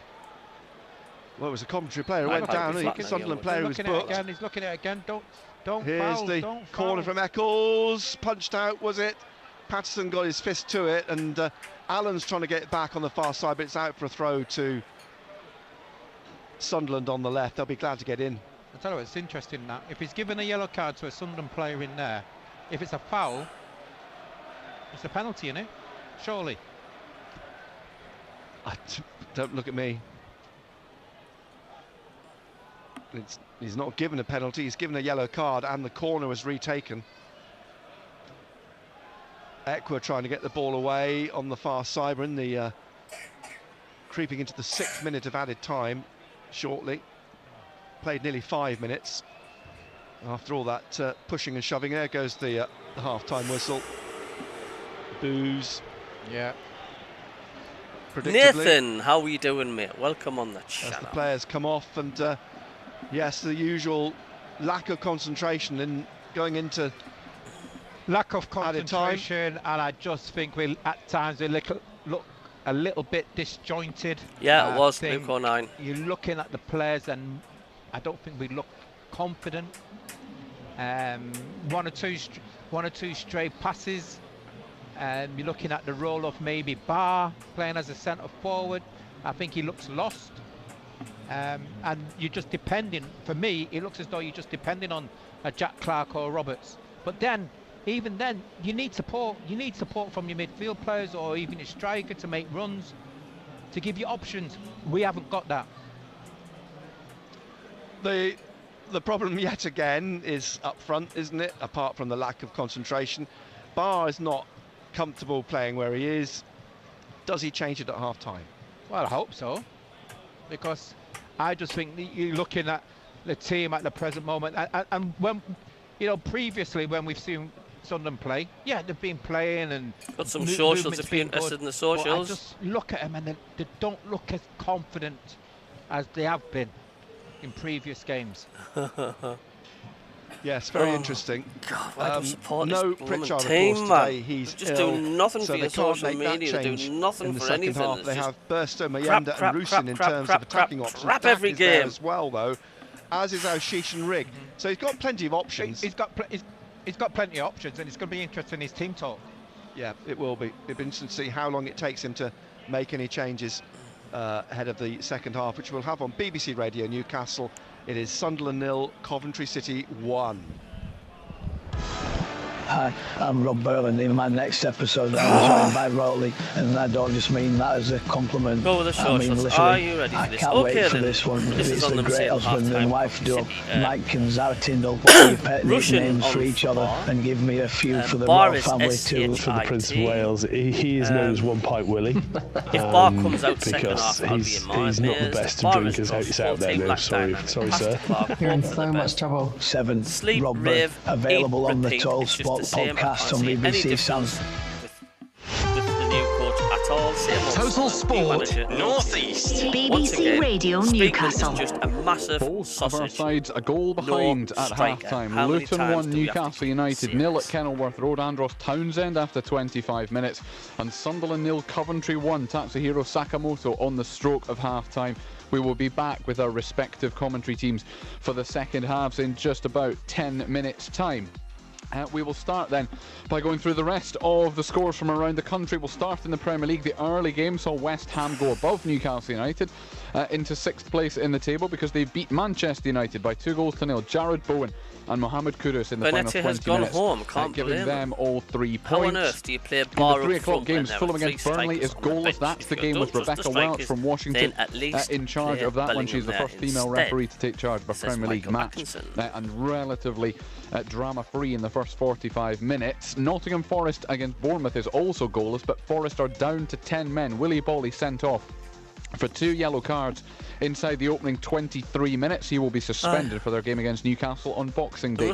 Tottenham Hotspur 2-0 up on Everton. Richarlison after 9 minutes, Son Heung-min after 18. The 5:30 game is between Liverpool and Arsenal, and what a game that is going to be. Aston Villa drew 1-1 with Sheffield United last night. Total Sport North East. On the station with Newcastle and Sunderland commentary exclusively live. BBC Radio Newcastle. There was an early game in the Championship as well, and Leeds thumped Ipswich by 4-0. Pascal Struijk, a Leif Davis own goal. Crescencio Somerville with a penalty. That made it 3-0 at half-time, and then Joe Pirro 7 minutes into the second half made it 4-0. I'm sorry, like, but if you don't put them beating away, Ipswich 4-0, third place, beating second place. In the 3 o'clock games then, Blackburn are 1-0 up on Watford. Adam Wharton after 3 minutes. That was the first goal in the whole of the EFL this afternoon. No goals between Leicester City and Rotherham. That's despite that being top against bottom. Middlesbrough 1-0 up on West Bromwich Albion. Morgan Rogers 5 minutes before the break. No goals between Norwich and Huddersfield. Like, you don't Birmingham win games. City You don't win 2-1 games up if you at don't. Plymouth. If you They were don't 2-0 up through Jay Stansfield and Jordan James, but Joe Edwards 2 minutes before the break has got one back for Plymouth. Southampton lead 1-0 at Queen's Park Rangers. Taylor Harwood-Bellis 3 minutes before half-time. Sheffield Wednesday 1-0 up at home to Cardiff City. Anthony Musaba after half an hour. Stoke City against Millwall is goalless. There were 2 games in the Championship last night as well. Bristol City beat Hull City 3-2, and Swansea scored in the 95th minute to beat Preston 2-1. Total Sport North East. The Newcastle and Sunderland AFC podcast on BBC Sounds. BBC Radio Newcastle. Into League One, it's Barnsley 1, Stevenage 1. Luther Wilden for Stevenage after 4 minutes. John McAtee equalising for Barnsley. It's also 1 apiece between Blackpool and Bristol Rovers. John Marquis for Bristol Rovers 4 minutes after Ollie Norburn had scored for Blackpool. Bolton are 3-0 up on Leyton Orient, and they were 3-0 up after 10 minutes as well. Josh Dacres Cogley, Dion Charles and George Thomason. Cheltenham 1-0 up at Carlisle United in a battle at the bottom. Liam Sercombe after half an hour. Charlton 1, Burton Albion 0 through Lloyd Jones. No goals between Northampton and Oxford United. Portsmouth have taken a late first half lead at home to Fleetwood Town. A Colby Bishop penalty in injury time. Reading 1, Wigan Athletic 0. Oluwafemi Aziz after 34 minutes. It is Shrewsbury 0, Peterborough United 0 and Wycombe Wanderers 0. Port Vale 0. Cambridge United beat Exeter 2-0 in League One last night. There are only 6 games in League 2 this afternoon. That's because there were 6 games last night as well. So this afternoon's fixtures in League 2, Accrington Stanley and against Walsall is 1 apiece. A Freddie Draper penalty in injury time, giving Walsall, bringing them back on level terms at half-time. Harrogate 1-0 up at Grimsby Town. In fact, the next 4 are all 1-0 away leads at half-time. Harrogate 1-0 up at Grimsby through Matty Folds. MK Dons, now managed by Mike Williamson, of course, 1-0 up at Morecambe thanks to Max Dean. Scrappy goal. Mansfield are 1-0 up at the bottom side. Sutton United, Stephen Quinn with that goal. Swindon are 1-0 up away at Tranmere, and it is goalless between Wrexham and Newport County. Total Sport North East. BBC Radio Newcastle. Into non-league then, Gateshead 1-0 down at Oldham in the National League at half-time. South Shields are 2-0 down at Rushall Olympic in National League North, but better for Blythe Spartans. They were 1-0 down at home to Chester, and they scored twice in the space of 60 seconds. So Will McGowan and then Billy Gordon right in the middle of that first half. Derek, it is Blythe Spartans 2, Chester 1 at half-time. Morpeth drawing 0-0 at Matlock Town in the NPL Premier Division.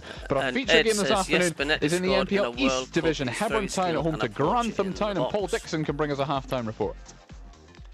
Half-time score, Colin. Hebburn 0, Grantham 0. Real difficult to play football. The wind is swirling round the ground. But to be fair, they have had chances. Hebburn. Joe Walton, 10 minutes in from the edge of the box, fired a low shot from a corner. Corner by Hall, and the keeper Curtis Hall diving full length to save the ball. And then at 25 minutes, Liam Murray was very unlucky. A brilliant through ball by Ollie Martin, and there was Murray left of the goal. cannonly shot off the post, and then it was cleared. And then Grantham went back up the other end, and Harvey Olliant in on goal. Shot hit the side net, and after good work by Simpson, should have really done a lot better. And then just before half time, Robbie Spence, a free header 8 yards out, heading past the post. Good chance, best chance of the half. Should have really scored from an Ollie Martin corner. Lot to do in the second half. Grantham are sitting in and making life difficult for Hebben. Hebben got to find a way to get their nose in front. Nils each half time, Colin. Paul, thank you very much indeed. Also in that East Division, Dunstan lead 1-0 at Bridlington, a David Robinson goal after 6 minutes. Ashington, though, are 1-0 down at Brighouse Town, a penalty in the middle of that first half. Concert against Winterton Rangers is goalless. So too is Berwick Rangers, Scottish Lowland League game at Bowness United. We'll go through all of that in our local football roundup at 5:45. Matt Bailey at breakfast. We are done for 2023. Thank you so much to everybody who has listened and got involved with the show. Joan, what's your issue with the cartoon character Mr. Ben? A grown man goes into a changing room and he comes out as a character, goes off and has an adventure as that character. What a weirdo. A lad used to work with, someone nicknamed him Rubik after Rubik's Cube because I reckon he had a square head and it was all mixed up.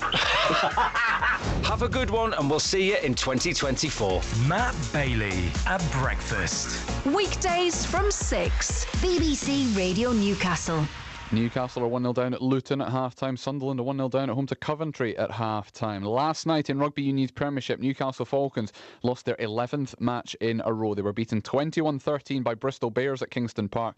Lock forward Kieran McDonald, the Falcons' only try scorer. Their head coach is Alex Codling, and he had a chat with our Rugby Union commentator Dean Gray after the game. Were the Falcons guilty of just overforcing things to a degree, Alex? Look, you could possibly say that, but the difficulty is when you're under pressure and you're not on a winning run, the confidence is not probably quite as high as everybody else's, and if those stick, you think it's a great decision. If they don't, then you look at it in a different context. So I always want the boys to move the ball. It obviously got harder in the second half of the rain, but so I'm not going to criticise the players. We just have to work harder on our basic skills, because ultimately it does chop our momentum, and it is tough to get back when you lose at this level. And but as I said, to a man, I thought the spirit was outstanding. Of course, it's tough, but you roll your sleeves up, you have a Christmas, and you go again against Sarries. And look, it doesn't get any easier, but that's why you play the game. These boys are going to learn a lot over the next few weeks, the young lads. As I said before the game, you've got a fly-off who's 20 years of age, played three starts at 10 in the Premiership. You've got a man making his debut at Jersey last year at 12, and you've got a 19-year-old England under 20s, really good prospect. And Ollie Spencer showed some really good moments tonight against Vakatawa. So that shows you the challenge, but to a man, I thought they were fantastic. And Saracens next week, you just mentioned before.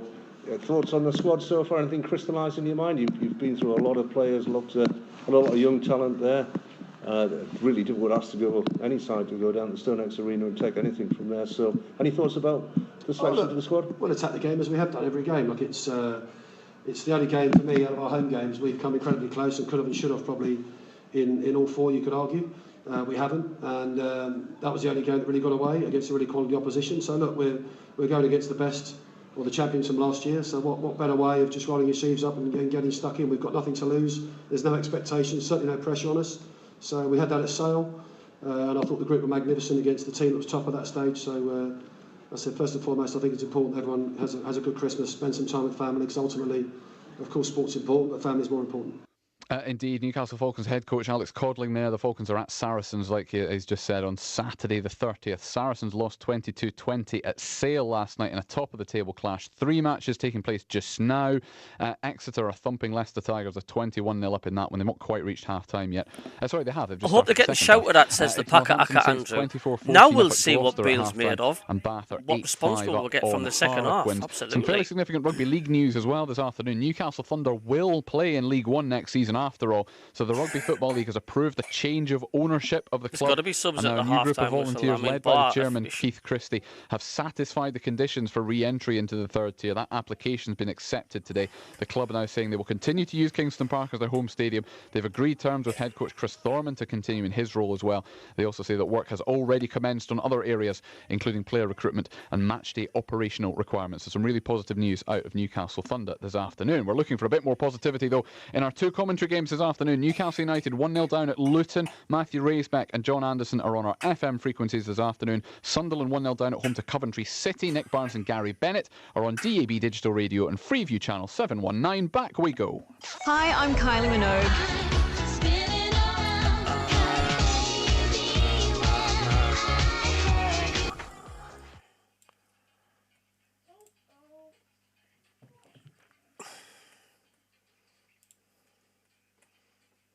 It's time to say thank you to the brave, the courageous, the unsung heroes.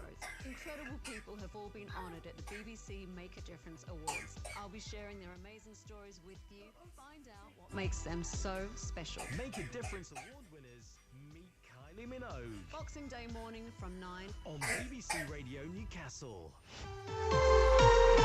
Half-time highlights. Total Sport Northeast. BBC Radio Newcastle. Up to Bidwell on halfway, looking for Wright. Was he pulled down? He's gone down. The referee's played on. O'Hare into the penalty area. He's trying to set this up here for Sakamoto, who scores.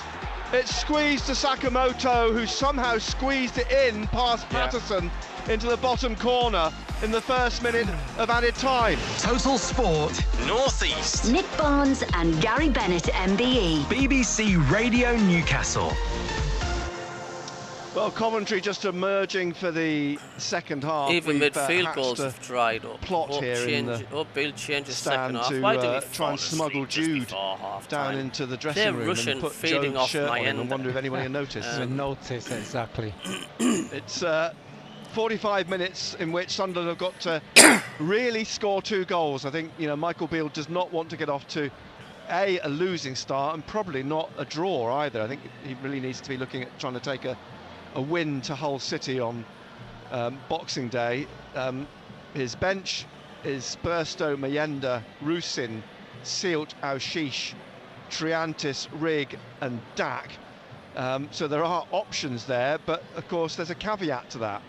Those options haven't been scoring goals. They haven't been scoring goals, but again, I just think if he keeps the same team in the second half, I think 5-10 minutes into that second half, there will be changes.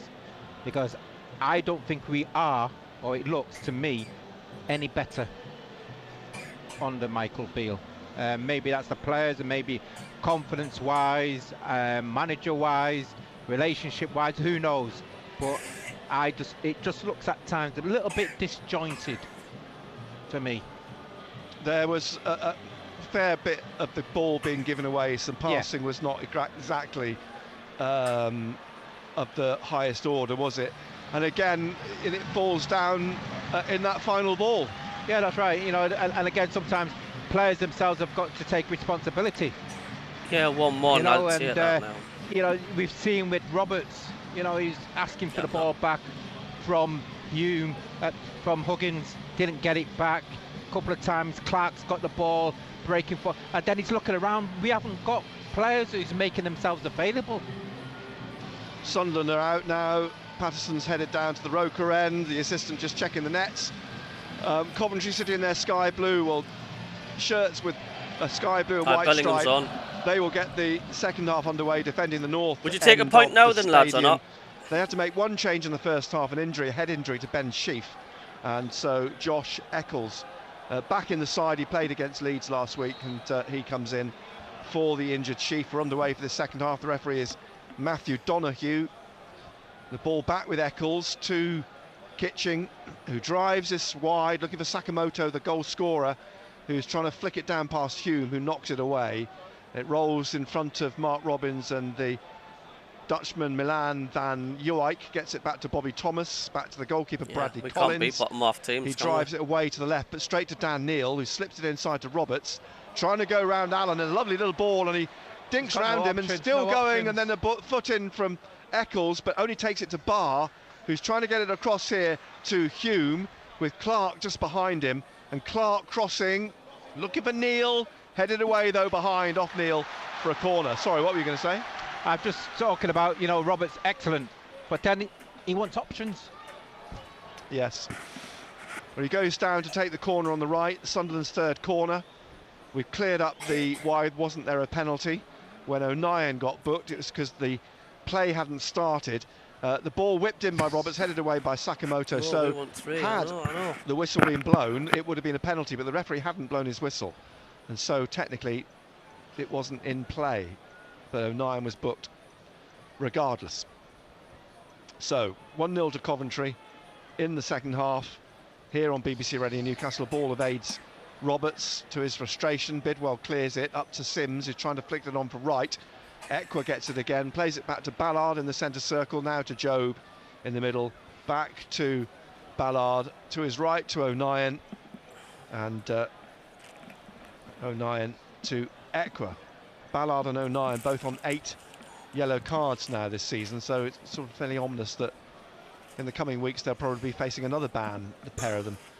Here is Barr trying to get the ball away on the touchline, picked up by Huggins, knocked out by Bidwell for a throw to Sunderland on the right in the Coventry City half. Drops for Roberts.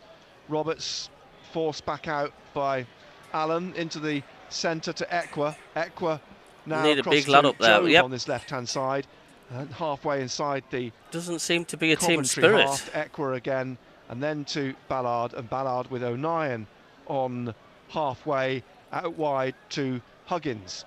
Huggins, Roberts back to O'Nien on the halfway line just behind him, and then inside to Neal, forwards to Roberts and through to Clark. Now Clark at the edge of the area, and he goes, pulls it back, palm down from the goalkeeper. Barr trying to set something up again, and it's thumped away by Van Joijk. Somehow the goalkeeper got a palm to it, literally. And it was cleared in the end. Barr couldn't pivot and get onto the loose ball. And here come Sunderland again down the right-hand side. Roberts to Neal. Neal trying to drift through here, leaves it for Hume to his left. Ekwa through. We're getting worse as the season's going on, though. That's the thing, isn't it? Bobby Thomas plays it back to the goalkeeper. But again, it's like a one-man show at times, isn't it? Yeah, Clark again. Clark again, and instead of trying to find somebody, he seems as though he's got to do it all himself. And then there's nobody on the end. There's nobody on the end of it, and it's the same when Roberts picks up. It's like a one-man show. Get on with it. Go on. No help. Here's Huggins on the break on the right, halfway inside the Coventry half, leaves it for Roberts right, trying to get the ball off him on the touchline. Roberts cuts inside, gets away from him, still goes, but then Eccles gets the ball. Crowd reacted to the referee. They felt he should have given a free kick. Ekwa tries to win it back and does win a free kick. Foul by Wright. This on the right of central midfield. Neal takes it quickly back to Ekwa. Behind him is Beal is a yes man. We are worse now than what we were under Mowbray. Taken again, exactly the same. Ekwa to Neal. Neal on to Barr, Roberts, and then Huggins on the touchline. Huggins trying to cut in, leaves it for Barr.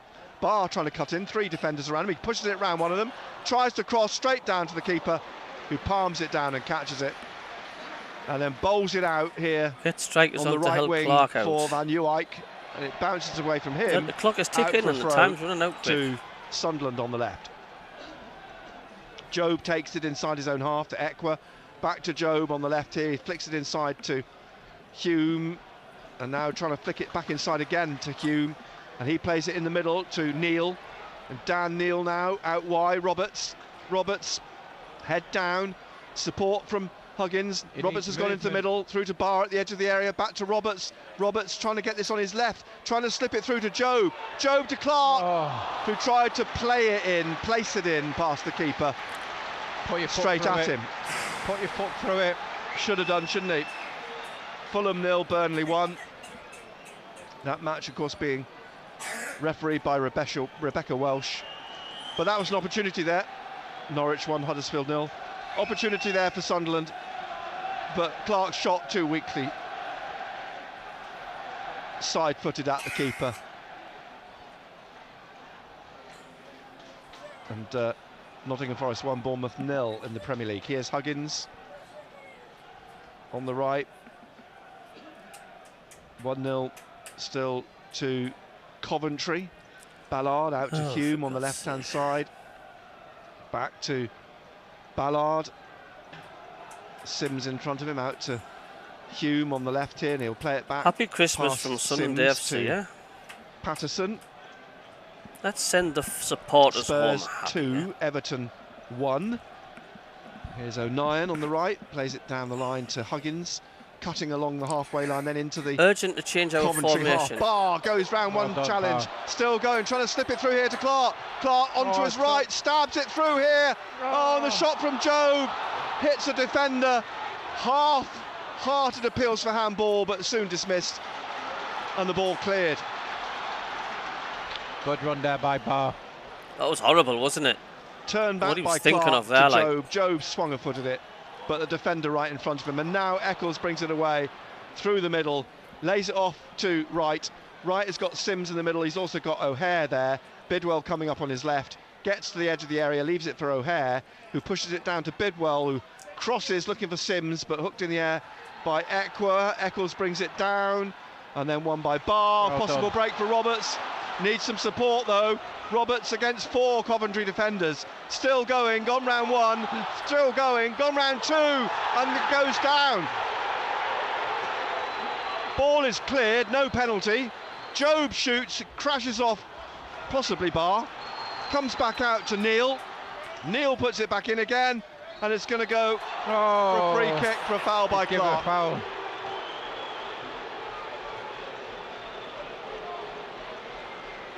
How the hell? And again, great run again by Roberts. Still 1-0 to Coventry. At least they're opening up a couple of chances. Goalkeeper being booed. But again, clear up Sky Blues, says Finn. It's all going through. It's going to get booked. Collins is booked. Deemed to be time wasting by the referee. And still hasn't taken the goal kick.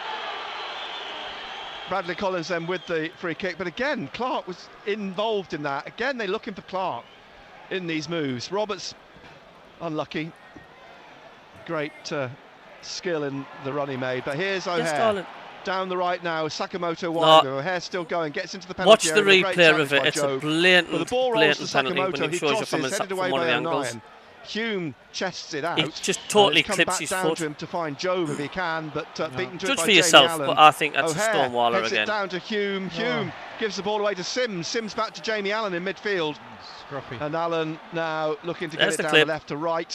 Trying to get round Huggins. Huggins sticking with him. Right, trying to take him on, and Huggins slides in. It's a corner to Coventry. Well, all go. Who's going to take this? Is Eccles? Yeah, we've got to concentrate here. 55th minute. Josh Eccles being encouraged to get on with it. I can see fans in the Roker end getting to their feet, nobody in, yelling at Josh Eccles as he strolls to the corner. But this is where they've got to concentrate again. Bobby Thomas, Kitching, right, they're all in there. Sims is in there. It's swung in here, drops over Bobby Thomas and whipped off the head of Haji Wright. It's dropped for Clark on the left here to clear, and then picked up by Van Eywick, who knocks it out for a throw to Sunderland. Thanks, Finn. Thanks very much for subscribing. You'll never beat the City. Forest 1, Bournemouth 1. They're a good side, Coventry City. They should be higher than where they are. Coventry City Sunderland have a struggle. Sakamoto has it again here. Eccles trying to take this onto the corner of the penalty area on the left-hand side, and plays it right back onto halfway. Kitching, who plays it through to Jamie Allen in midfield, back to Bobby Thomas on the halfway line, and he plays it inside to Kitching. Kitching back to Thomas, gets round Clark fairly easily and wide to Van Eywick. Ewijk on this right-hand side. He's taking on, trying to take on Dan Neil, who blocked him and got the ball forwards to Clark here. Clark tackled on the halfway line on the touchline by Bobby Thomas. Still going, Bobby Thomas, and Clark trying to get it off him, pulls his shirt, and eventually the referee blows for a free kick to Coventry. Clark's penalised. Having a word with the referee. Just a bit of frustration. I think we just need a substitution just to inject some life into the game from Sunderland's point of view. Something different. How'd the referee not see that penalty? Like, you're standing directly behind Roberts. Van Uyck plays the ball back to Bobby Thomas, back to the goalkeeper. Coventry leading, something to hold on to. They play the ball out to Thomas again on this right-hand side. And Thomas, Clark goes to close him down and intercepts the ball, and eventually goes out off Thomas for a throw to Sunderland. Good play by Clark. He'll take the throw, will he? No, he'll leave it for Hume. You know what's going to happen, don't you? We're going to be knocking on the door, and then Coventry knock on the door and break it down 2-0. Equa. Ballard bringing it out to the left now to Equa. Equa keep on knocking, but you can't come in. Shoulder and falls over as he plays it back to Patterson, out through the middle to Dan Neil. Neil has laid it off to O'Nien. Bar's been barred from the bar. Dan Neil drives it out wide to the left here, looking for Clark, who takes it in front of Sakamoto and cuts into the middle. He lays it off now to Roberts. He's got Huggins away to his right. He rolls it down to Huggins in the penalty area, drives it in, blocked by Bidwell, comes back to Huggins, headed away, the cross by Bobby Thomas. It will drop for Equa, trying to shield the ball from O'Hare, finds Job at the corner of the penalty area. Back behind him is Hume, puts the ball in, looking for Barr, who's offside. On the penalty spot, free kick to Coventry. BBC Radio Newcastle, 58th minute, Sunderland 0, Coventry City 1 still. Because the refs are appalling. Refs sponsored by Specsavers. Added time. If we score, we will win this. They will fall apart. We should be getting fresh legs on now. The keeper then kicks out to Van Uyck, brings it down in front of Job, then tries to sweep it on and tries to take on Ballard. Ballard will get it first. Comes around him, plays it out to Hume on the touchline. And Hume now under pressure, plays it inside to Equa, back to Ballard on the left of the penalty area, back to Equa. Equa across on the far side to Huggins. Huggins has Roberts ahead of him. Here's Roberts now in his own half still, and plays it back to Luke O'Nien. O'Nien across to Dan Ballard. Ballard pushing on and pushing it out to Hume on the left in front of Mark Robbins. Back to Dan Ballard. Oh, come short. There's no Ballard. runners. There's no runners. There's Job now trying to get on the end of it. Sakamoto gets a foot to it, turns it inside to Eccles. Back behind him, Thomas in his own half. Thomas bringing it forwards now onto the shoulder of O'Hare to Sakamoto, who cuts inside. And Sakamoto now has got a bit of space. He's going to try and shoot with his left foot. Sails away up into the upper half of the Broker end. Leicester 1, Rotherham 0. Coventry still leading 1-0. Who would you guys take off and who would you guys put on then? The ball out to Ballard. We'd be better off if we took Barr off and didn't replace him with anyone. Clark through, well, Equa leapt up over the ball. It's run out to Change Barr, he's probably right offside in now the shower. to Huggins. Huggins cutting inside into Barr. Barr leaves it for Roberts. Behind him is Neil. Behind him again on the halfway is O'Nien. Squares it to Dan Ballard. In the 60th minute, Clark through to Hume, left side of the penalty area, back out to the touchline to Clark. Clark inside to Roberts on the left here, and Roberts trying to find an opening, just leaves it for Job on the left. Job back inside to Roberts, Roberts back to Job, back to Roberts into the middle to Equa.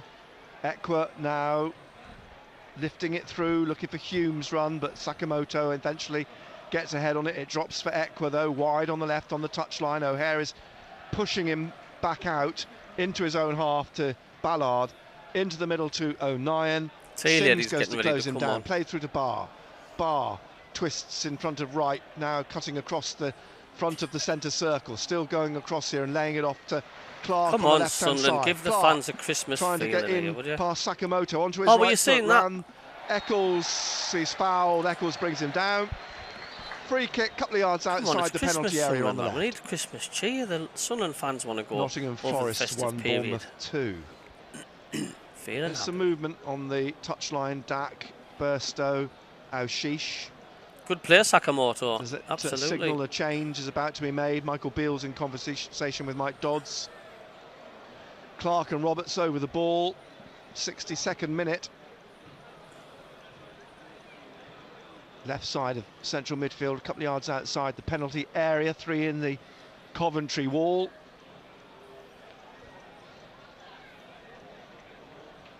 Callum O'Hare's up in the centre circle with Niall Huggins. Eckwer's just in front of the centre circle. Patterson standing in the middle of the Sunderland half. Roberts and Clark in conversation, both step away from the ball. Roberts saunters away. Clark curls this in towards the far post and round the post for a goal kick. Still 1-0 to Coventry. We've got to try something different, Nick, if we want to get back into this game. Yes. I think the manager should go and sit it in so that you can see what the fans are seeing with the crowd. Substitution, I wonder. Collins with the goal kick, passes it to Thomas. Thomas no, not down the right wing talk, to Van Dijk. He slips inside of Job into the middle to Allen. Across to Bidwell. Forwards to Wright. Forced back by Huggins and Neil, and Huggins is on the break here through the middle. Leaves it for Job, just in front of the centre circle. He turns. Just let you know, Tesco's have now got Easter eggs in if anybody's interested. Leaves it for Hume. Hume to Clark.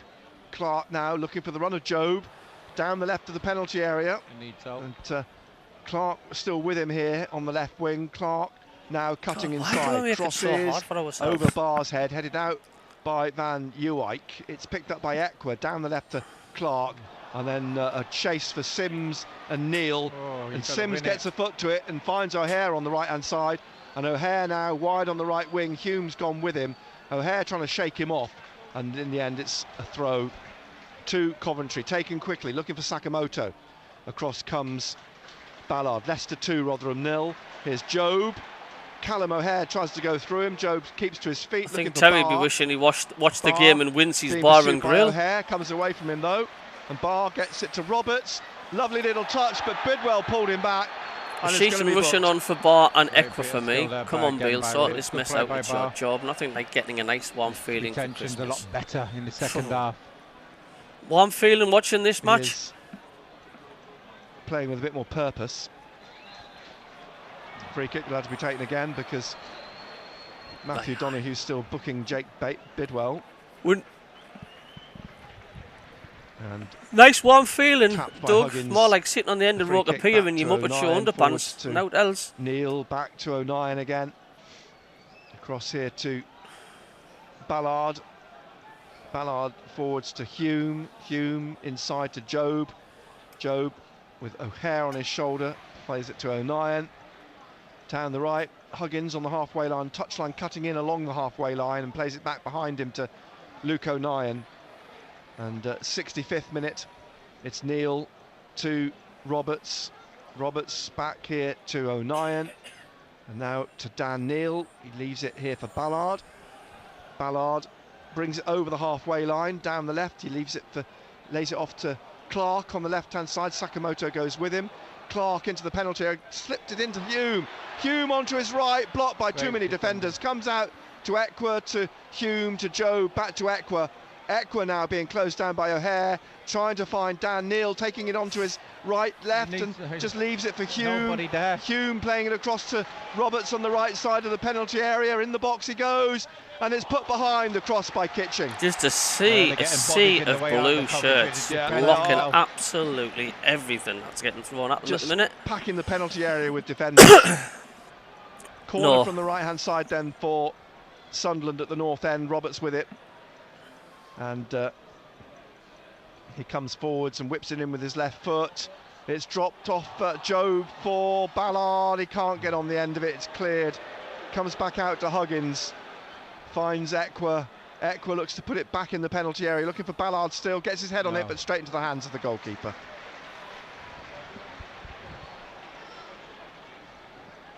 As you say, I think they probably need to try something different. Put a forward on. Not going to do him any harm, is it? No. We can put 2 forwards on. Yeah, 66 minutes. Have a go. Roberts goes to close down the kick from Collins, but he's got that over the halfway line down the left. Wright heads it in. It's in the middle. A chase. Eccles gets there.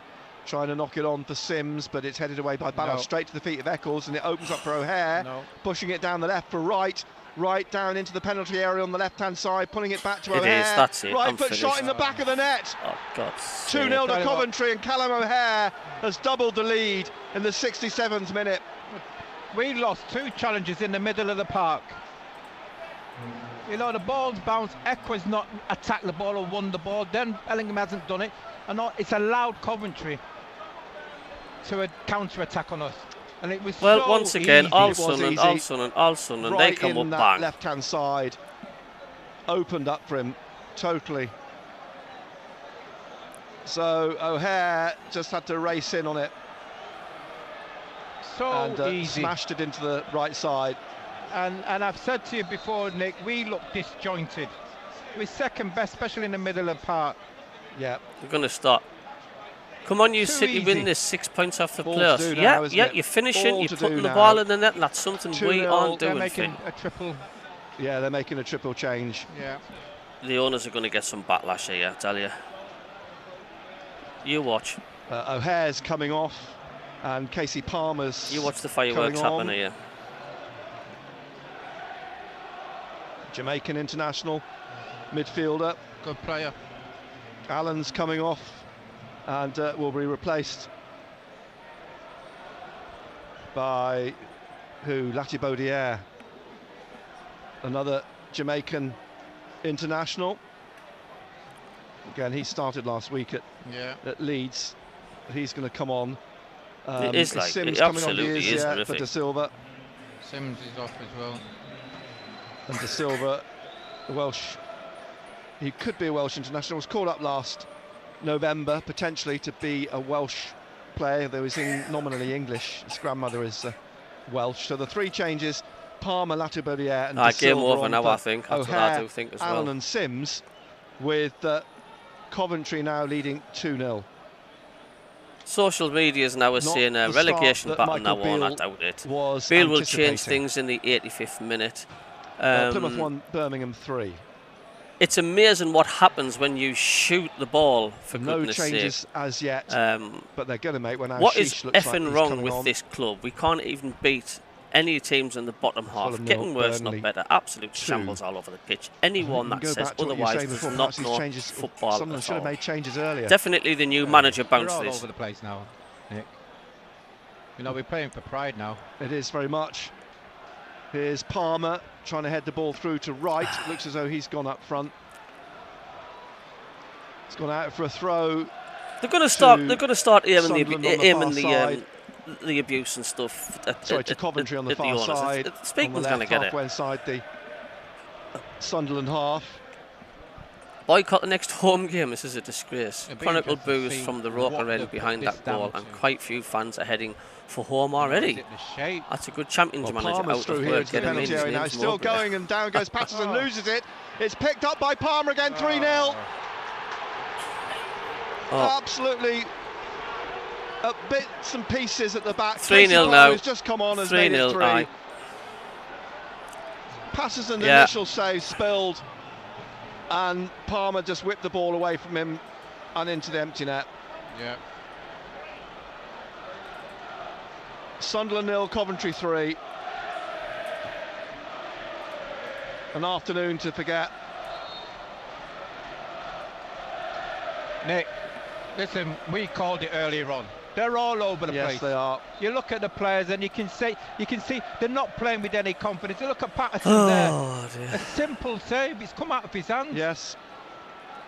We're all over the place, and I've said, you know, if anybody's going to score, Coventry's going to score again. Yeah, Meander's coming on as well. We're all substitutions are making it. It's not going to make any difference now. Not now. You're chasing the game. Ekwa's coming off.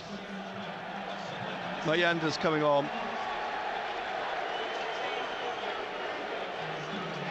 You know, and what happens now, Nick, is that you start to feel sorry because these are young players. Yes.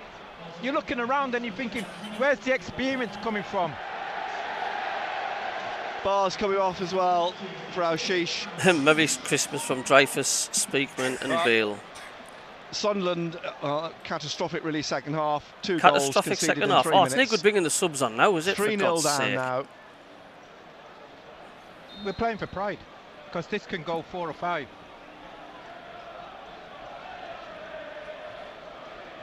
Coventry's tails up. Yeah, and I'm just looking at the shape of the team, and at the present moment, I don't think we've got a shape. We're disjointed. You know, these are going to score again. Man. Here's Palmer, scorer of that third. Trying to find Eccles, but Clark gets in the way. Just to let you know, somebody's Coventry. selling a second-hand wheelie bin on one of the Facebook sites. If anybody's interested, if you're bored with the match. Get the ball back, but he's fouled by Clark. It's a free kick just inside the Coventry half on the right-hand side. It's left for Van Ewijk to take. Tapped on to Eccles, who's lost it to Joe, but Latibaudiere gets in, finds Palmer. Palmer out to Sakamoto, but across came Hume. Whips the ball out for a throw to Coventry. And they're streaming. Leicester 3, Rotherham 0. The fans are streaming out of the Roker End, leaving. And likewise, looking around the stadium, a lot of people going home now. You know, we said, are we any better? And I said, no, we're not. We look a lot worse. Plymouth 2, Birmingham 3. This definitely feels like Lee Johnson 2.0, doesn't it? Couldn't tackle him out to Van Ewijk, and Sakamoto on his touchline, back to Palmer just behind him. Palmer down the line to Van Ewijk, tackled by Hume to Job. I'm sure this is the afternoon that he wanted his brother here watching. Job. Ballard across to O'Nien, forwards to Neil. Neil being chased by Wright, plays it across here to Ballard. Ballard to Hume, and he plays it through, looking for Job, who gets a shove in the back from Thomas. I think he felt that one. 3-0 down, 20 minutes to go. Chance for Tony Mowbray from the Sunderland crowd. And Bobby Thomas still on the floor. Referees come across. Thomas lying there, the physio's allowed on. He's setting up now, Bobby Thomas. And according to Speakman, though, some of our best training methods he's ever seen during the week from the new manager. Go again. The new coach, you mean, Ian? Mike Dodd stands with his hands in his pockets. Michael Proctor just rubbing his face. And Michael Beals just standing at the edge of his technical We're not going to go down, that's one positive. Bobby Thomas getting treatment now just off the pitch. Sheffield Wednesday 1, Cardiff 1. Into the middle, Neil to Aushish, forwards to Hume, now Roberts, and it's out. He's picked up Roberts again, Huggins, and Roberts dribbling in the penalty area, but he's tackled, and he's trying to find foul on. Well, if there's anything to go by, you can say it to the team. Where have the wheelie been? Came out. Where have the wheelie been? Because they certainly haven't been on the pitch. Yeah, Kitchen. So where's Abdullah Bar wheelie been? Where's he? This free kick for Coventry. Left side of their midfield. Floated up. Yeah, Sunderland fans, Turkey's going to taste a little bit bitter and dry. Right, mate, I'm off. Embarrass speak you later. All right, Packer, mate. There's carpet balls on BBC Two if you're trying interested. To spin round and past Hume. Slips it inside to Palmer. Palmer tackled by O'Nien. Straight though to Eccles. Behind him is Latibaudiere. And then Kitching in the centre circle through to Eccles. Blocked by Neil, but it's picked up by Wright. And he's blocked by Joe, but still has it. Wright turns, looking for Eccles, back to Wright, across to Bidwell, and Bidwell down the left now on that far side, where it slipped inside again, looking for Palmer, but cleared, and a chase for Mayenda. He can't get on the end of it. Thomas will just merely play it back to the goalkeeper. Do you not think... And Nottingham Forest 2, Bournemouth 2. Do you not think it makes the socials quite entertaining though when we get beaten, things are going bad? There's a lot of ranting and raving going on, isn't there? Along the halfway line where it's headed forwards by Neil. It's whipped away by Kitching out to Latibaudiere. Eccles is alongside of him, back to Thomas. And Bobby Thomas down to the halfway line. Hume manages to get it away to Job, and now picked up. Apparently the Mad Mistakes just wrecked Wincy's Bar and Grill. Patterson. O'Nien jogging forwards with this on the right-hand side. De Silva goes with I'm Roberts, 70 years old, lifelong fan, now exiled. I'm ashamed of being a Mackem. What a Christmas we're going to have. I'm crying with pain, said Stephen. Derek said the one about being a Mackem. And Paul says the wheelie bin would have been a good captain. Here by Van Uwijk, forwards to Sakamoto. Closed down by Ballard, who gets a foot to it, keeps it in. Sakamoto can't win it back. Ballard goes down. Clark gets it back to Hume. Inside to Dan Neil. All we can do is just laugh. Plays it into the middle to Aushish, who lays it off to O'Nien, but this all still back in the Sunderland half. On the plus side, it's still Luton 1, Newcastle 0. Huggins cutting inside, just inside the Coventry half, leaving it for Aushish. Aushish looking for the run of Job, but it's going to drop over his shoulders, and Van Uwijk. Clark run on. But you've got to say well done to Coventry City. They've done the job. We haven't. Pulls it back in towards the penalty spot. Latibaudiere gets it out. Dan Neil managed to get ahead on it, which it drops to Patrick Roberts. And Roberts has De Silva in front of him. Well, it's just Speakman, and that's just Hume. He's got a lot of egg to clean off his face tonight. Clark with Sakamoto in front of him. Clark still going into the box, leaving it now for Roberts. Tries to slip it through to Aushish. He's off balance, and it goes well wide of the left post. Just as it looked like it might open up for them. That in the 78th minute. Nick, we are not going to score today by the looks of it. Gary Bennett's just done a fact of the day. Coventry, he says we're not going to score today. Again, yeah, you know, you're looking at a team at the present moment, Nick, who's, I think they're just lacking a little bit of confidence now. Goalkeeper places the ball. I'd rather have the local vicar. More and more fans leaving. The kick through towards right. He gets his head on it. Comes back to Luke O'Nien. And O'Nien pushing it out to Dan Neil. They face a very tricky game at Hull City on Boxing Day. Here's Aushish to Roberts on the right-hand side. He's got past Eccles. He's still going. He's still going at the edge of the area. He finds Miyenda, right-footed.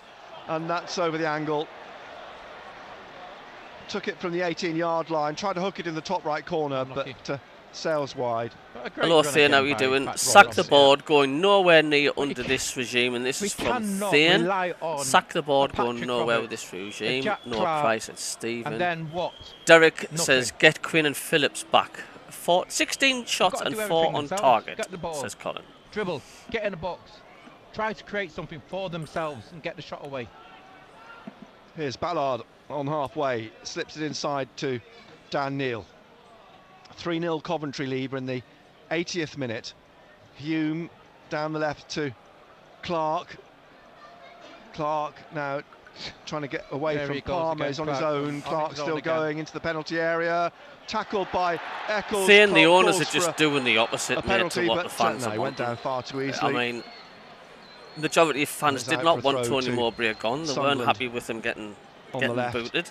O'Nien, Dan Neil at the back of the centre circle. Luke O'Nien forwards to Job here, and Job will play it across to Dan Neil. Billy G says it's a good job you haven't got to pay double to get out. Down the right to Huggins, Roberts inside through to the fans. Aushish now surrounded by sky blue shirts, leaves it for Roberts, back to Aushish to Dan Neil at the front of the centre circle. Ballard out to Hume on the left hand side. Hume inside to Jack Clark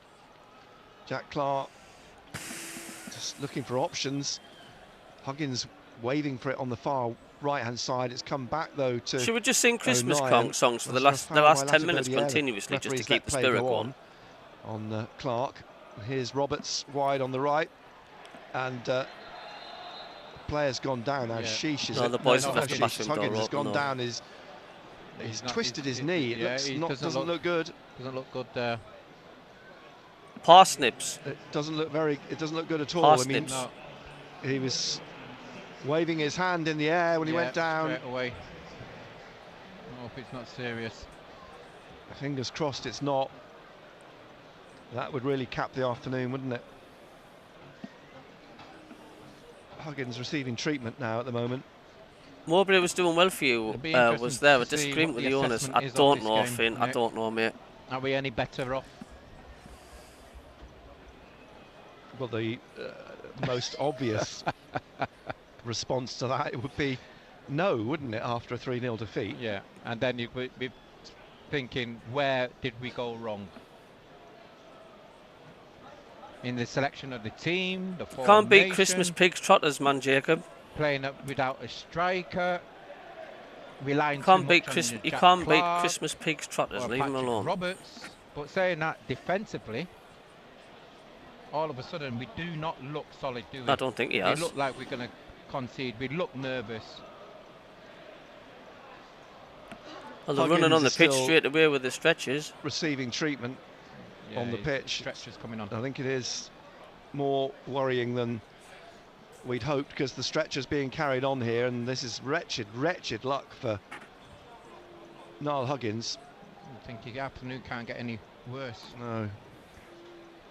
After all that Huggins has been through, well, it must be a nasty injury. Carried off, and the real fear is, because he went down clutching it, is a cruise ship. Spurs was that a bad 2, foul? Everton 1. Stretcher being readied here.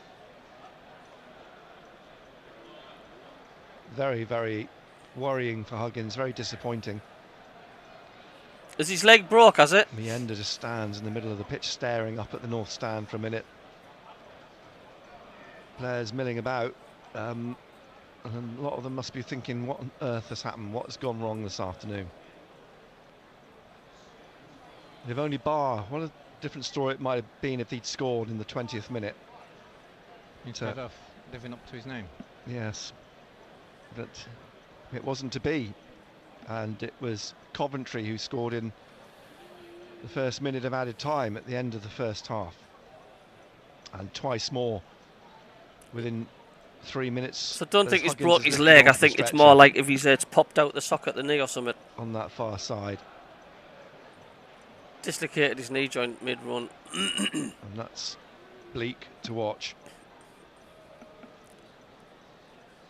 He'd established himself in the team at left and right back. Now in the 84th minute. We're going to catch up on the chat here. Give Poyet and Phillips a job, says Derek. And Angela, but of course fans do not get to know Finn. Finn says Mowbray should let it out. Angela, fans Blackburn deserve to know. Finn says top two managers are Neil and Mowbray leave because they didn't agree, and now they have those a yes that are man. left applaud Huggins. Angela says he's carried off here. Don't know why we bother. Going to make another change themselves. Did not come to see me when I was bad. Wright's coming Colin off. B. Hope Huggins is okay. Poor Matt It's Godden not looking forward. good, Colin. I think his knees popped out his socket, mate. Jonathan, he basically said he just trained the team and didn't get to pick the team. Nice sight, that is no, it's Wayne not. says, And, give it's Samson the cat Huggins, the you job, really do a feel better for job him. than these Muppets. Hands wrapped his Stephen arms Lane across his face. and the coach Dread to think has what's had a going through his 2-year mind contract. now. He won't be long. That doesn't look Kevin Ball, promising. says Angela Coleman. Derek says we would score goals then playing 4-4-2. So and Thane says need enter new the final owners 10 and minutes. proper There's going to be a fair amount of added time as a consequence of that injury to Huggins. Michael Atkinson. Huggins has been great this season. Badly needs leading 3-0. And Ballard's on the That's ball. caught up with the chat. Neil in the centre circle. Welcome to Sunderland, Michael Beal. There's Neil out wide. 2 sealed. 41,216. Well, I think Huggins is going to be out for the rest of the season. In here, they aren't anymore. Thanks for the subscriber, mate. Thank you. There's the ball here again with Ballard. Oh, dear me. To Clark. And he has to play it back into the middle to Dan Neil, who picks out look at Roberts on the far side, and Roberts now. Alex Neil leaves because he can't agree with what Tony Mowbray can't agree. So there's something seriously poisonally going on with the owners, isn't there? Roberts back again to O'Nien and Neil. Now the crowd singing "There's only one Tony Mowbray." I guess that was fairly predictable. There's Clark trying to get down the left into the penalty area, but Sakamoto tackles him as a corner to Sunderland. Their 5th of the game. Short to Sheesh, who will cross The back of the 6-yard box, it's headed over by Sealt. Got on the end of it, but high over the corner. But it obviously came off on his shoulder. You can't beat vinegar mixed in with your gravy. That's even better. Now Sheesh is going across to take this one. We're in the 87th minute, but we'll have time added on. Now Sheesh then from the right. Coventry leading 3-0. Now Sheesh drives this in. Eccles gets ahead on it. De Silva at the edge of the penalty area, calls for handball. No appeals from the Sunderland players. And Sakamoto gets it away down the left to Jay De Silva, who's trying to find Godden here, and does, in the middle of the Sunderland half. Palmer behind him, who's tackled in the middle by Sealt. And away from Clark to Aushish, who runs into trouble. And, Colin B says, gets it out, finally back to Bobby Thomas, and back again to the goalkeeper Bradley Collins. What's wrong with vinegar and it out gravy? to Van No wrong with Nieuwijk, it. and he drives it down the right wing, looking for Matt Godden, but Ballard gets above him and heads the ball out. So go and shut the bathroom doors. So Coventry's recent upturn in form continues. Well, the question is, where do we go from here?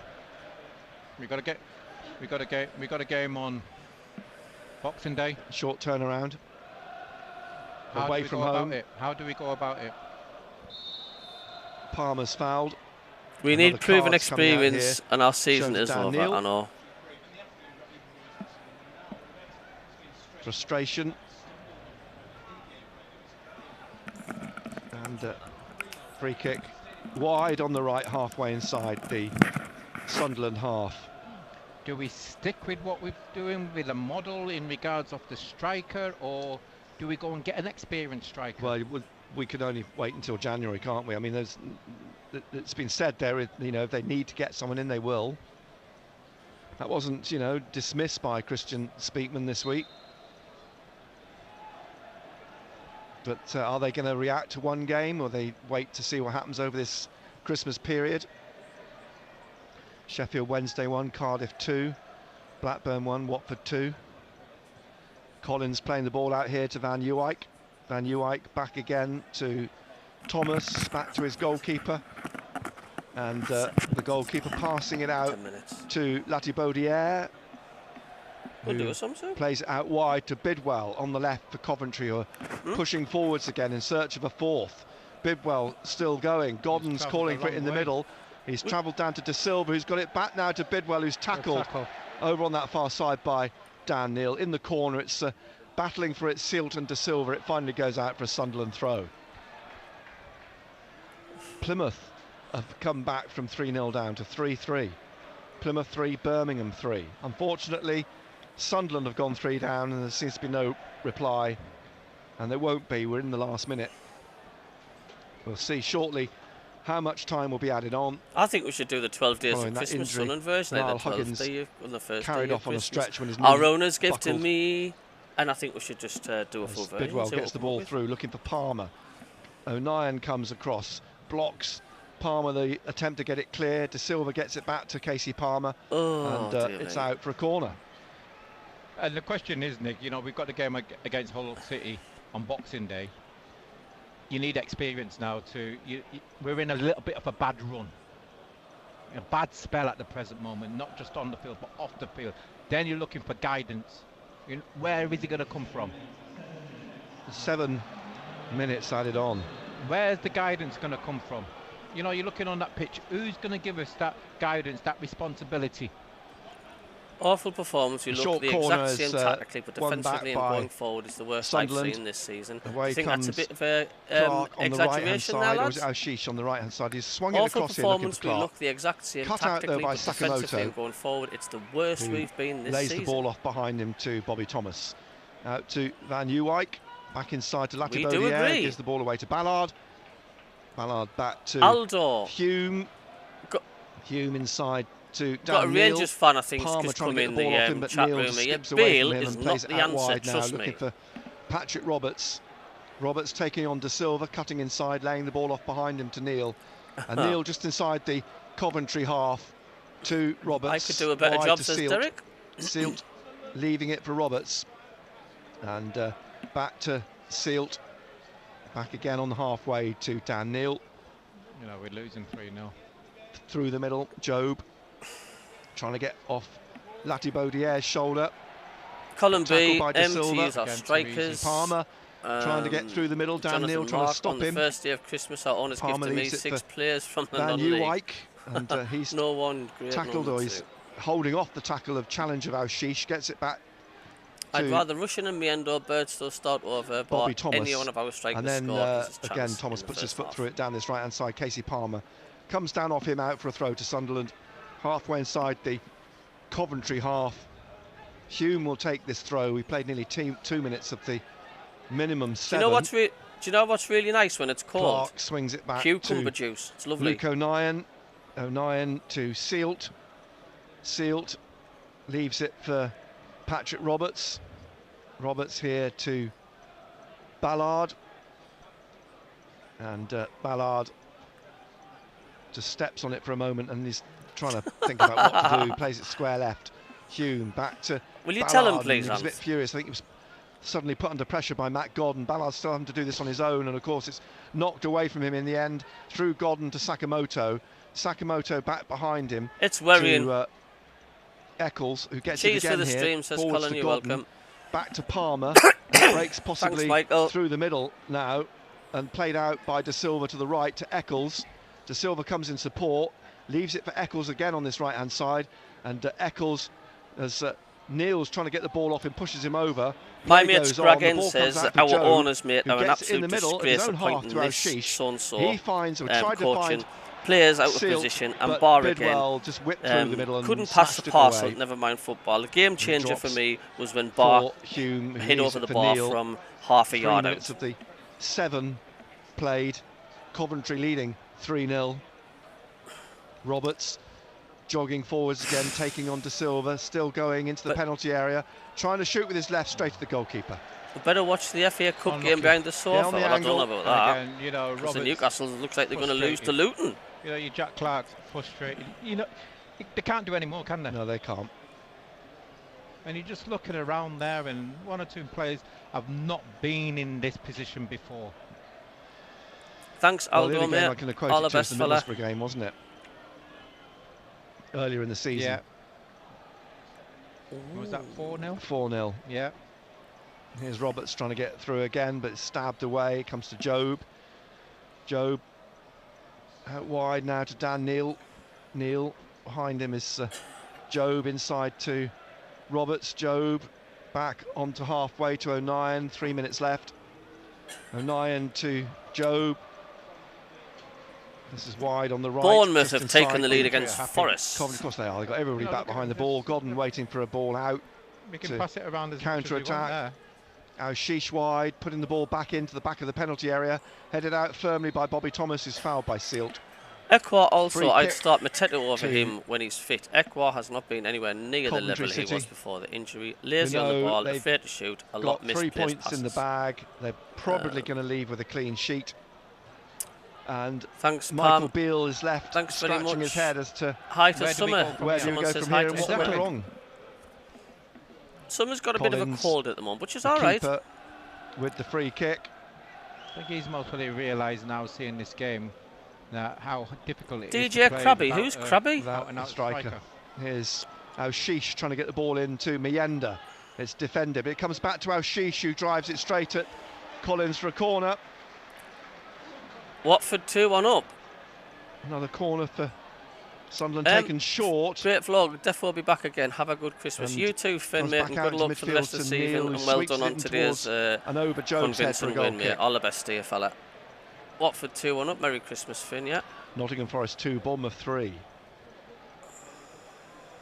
So now we've got a minute and a half. If that left, I think we've got about 30 seconds left, actually. Ball back with Bradley Collins for the goal kick. You know, again, Nick, you know, the likes of your Jack Clarks, who obviously there's clubs interested in. Luton have beaten Newcastle 1-0 at Kenilworth Road. Here's Mienda trying to turn and get through as we approach the 97th minute. It's blocked by Coventry, Latibaudiere out to Sakamoto, who opened the scoring this afternoon. Where's the owners taken us? Nine to clear at the feet of Godden. Out to Ballard, out to Hume. Forwards up towards the halfway line. Van Uijk picks it up there and finds Latibaudiere. Played through again. And back. Look at this. Over halfway to Palmer. Palmer is making a break. Palmer still going, slips it through, but across the face of Godden and into the hands of... Blow the whistle, referee. Yeah, not long now. Put us out of our misery. And here it is with Clark. Coventry City fans very quiet. I've enjoyed my visit, Cabby. We'll be back. Roberts Thanks for on the posting my right-hand comment. Merry side. Christmas to all. You're welcome, Derek. You're welcome, mate. You're welcome. Silt trying to get Aushish through. And eventually it drops for Van Uijk just to chest into the hands of the goalkeeper, and there are the boos for those that are left. Coventry City win comfortably 3-0 this afternoon, as those that are left in the stadium start to depart on what is a bitterly disappointing start to Michael Beals' tenure as head coach here at Sunderland. Yeah, and you've just mentioned, Nick, where do we start? You know, you analyse this game, and you might look at maybe the lineup, the shape of the team. Look, Merry Christmas to all the viewers that's tuned in. There's been a good turnout watching. I'm going to have a good Christmas, no matter what the score is. Yeah, I love this time of year. You know, okay, their keepers had 2 or 3 saves to make, but overall, I think as the game went on, Coventry mostly were thinking how easy it was. They won quite comfortably. Well, you said it yourself in the first half there. They didn't seem to be at themselves this afternoon, and you didn't feel that Barr was comfortable in the role that he was playing for starters. No. Thank you very much, all. Okay, we can talk about changing managers and whatever. That happens at football clubs. But you're just thinking you're going to get a reaction. And you just look at the players today, and you could see, especially in that first 45 minutes, they were disjointed and they weren't playing with confidence. Well, they've got a lot of work to do now in a short period of time before they go to Hull on Boxing Day. Hull themselves, who were beaten last night by Bristol City 3-2. Yeah, you're welcome. And they're in the top 6, and they will be looking to bounce back. Sorry, Benno. Sorry, no, I'm just looking at Luke O'Nien walking off there. So thank you very much, all. Limping off. We will catch you on Boxing Day. No. There will be videos, reviews. 100% is limping off here, Luke O'Nien. We'll be back, of course, with the game from Hull on Boxing Day. So Michael Beale just shakes the hand.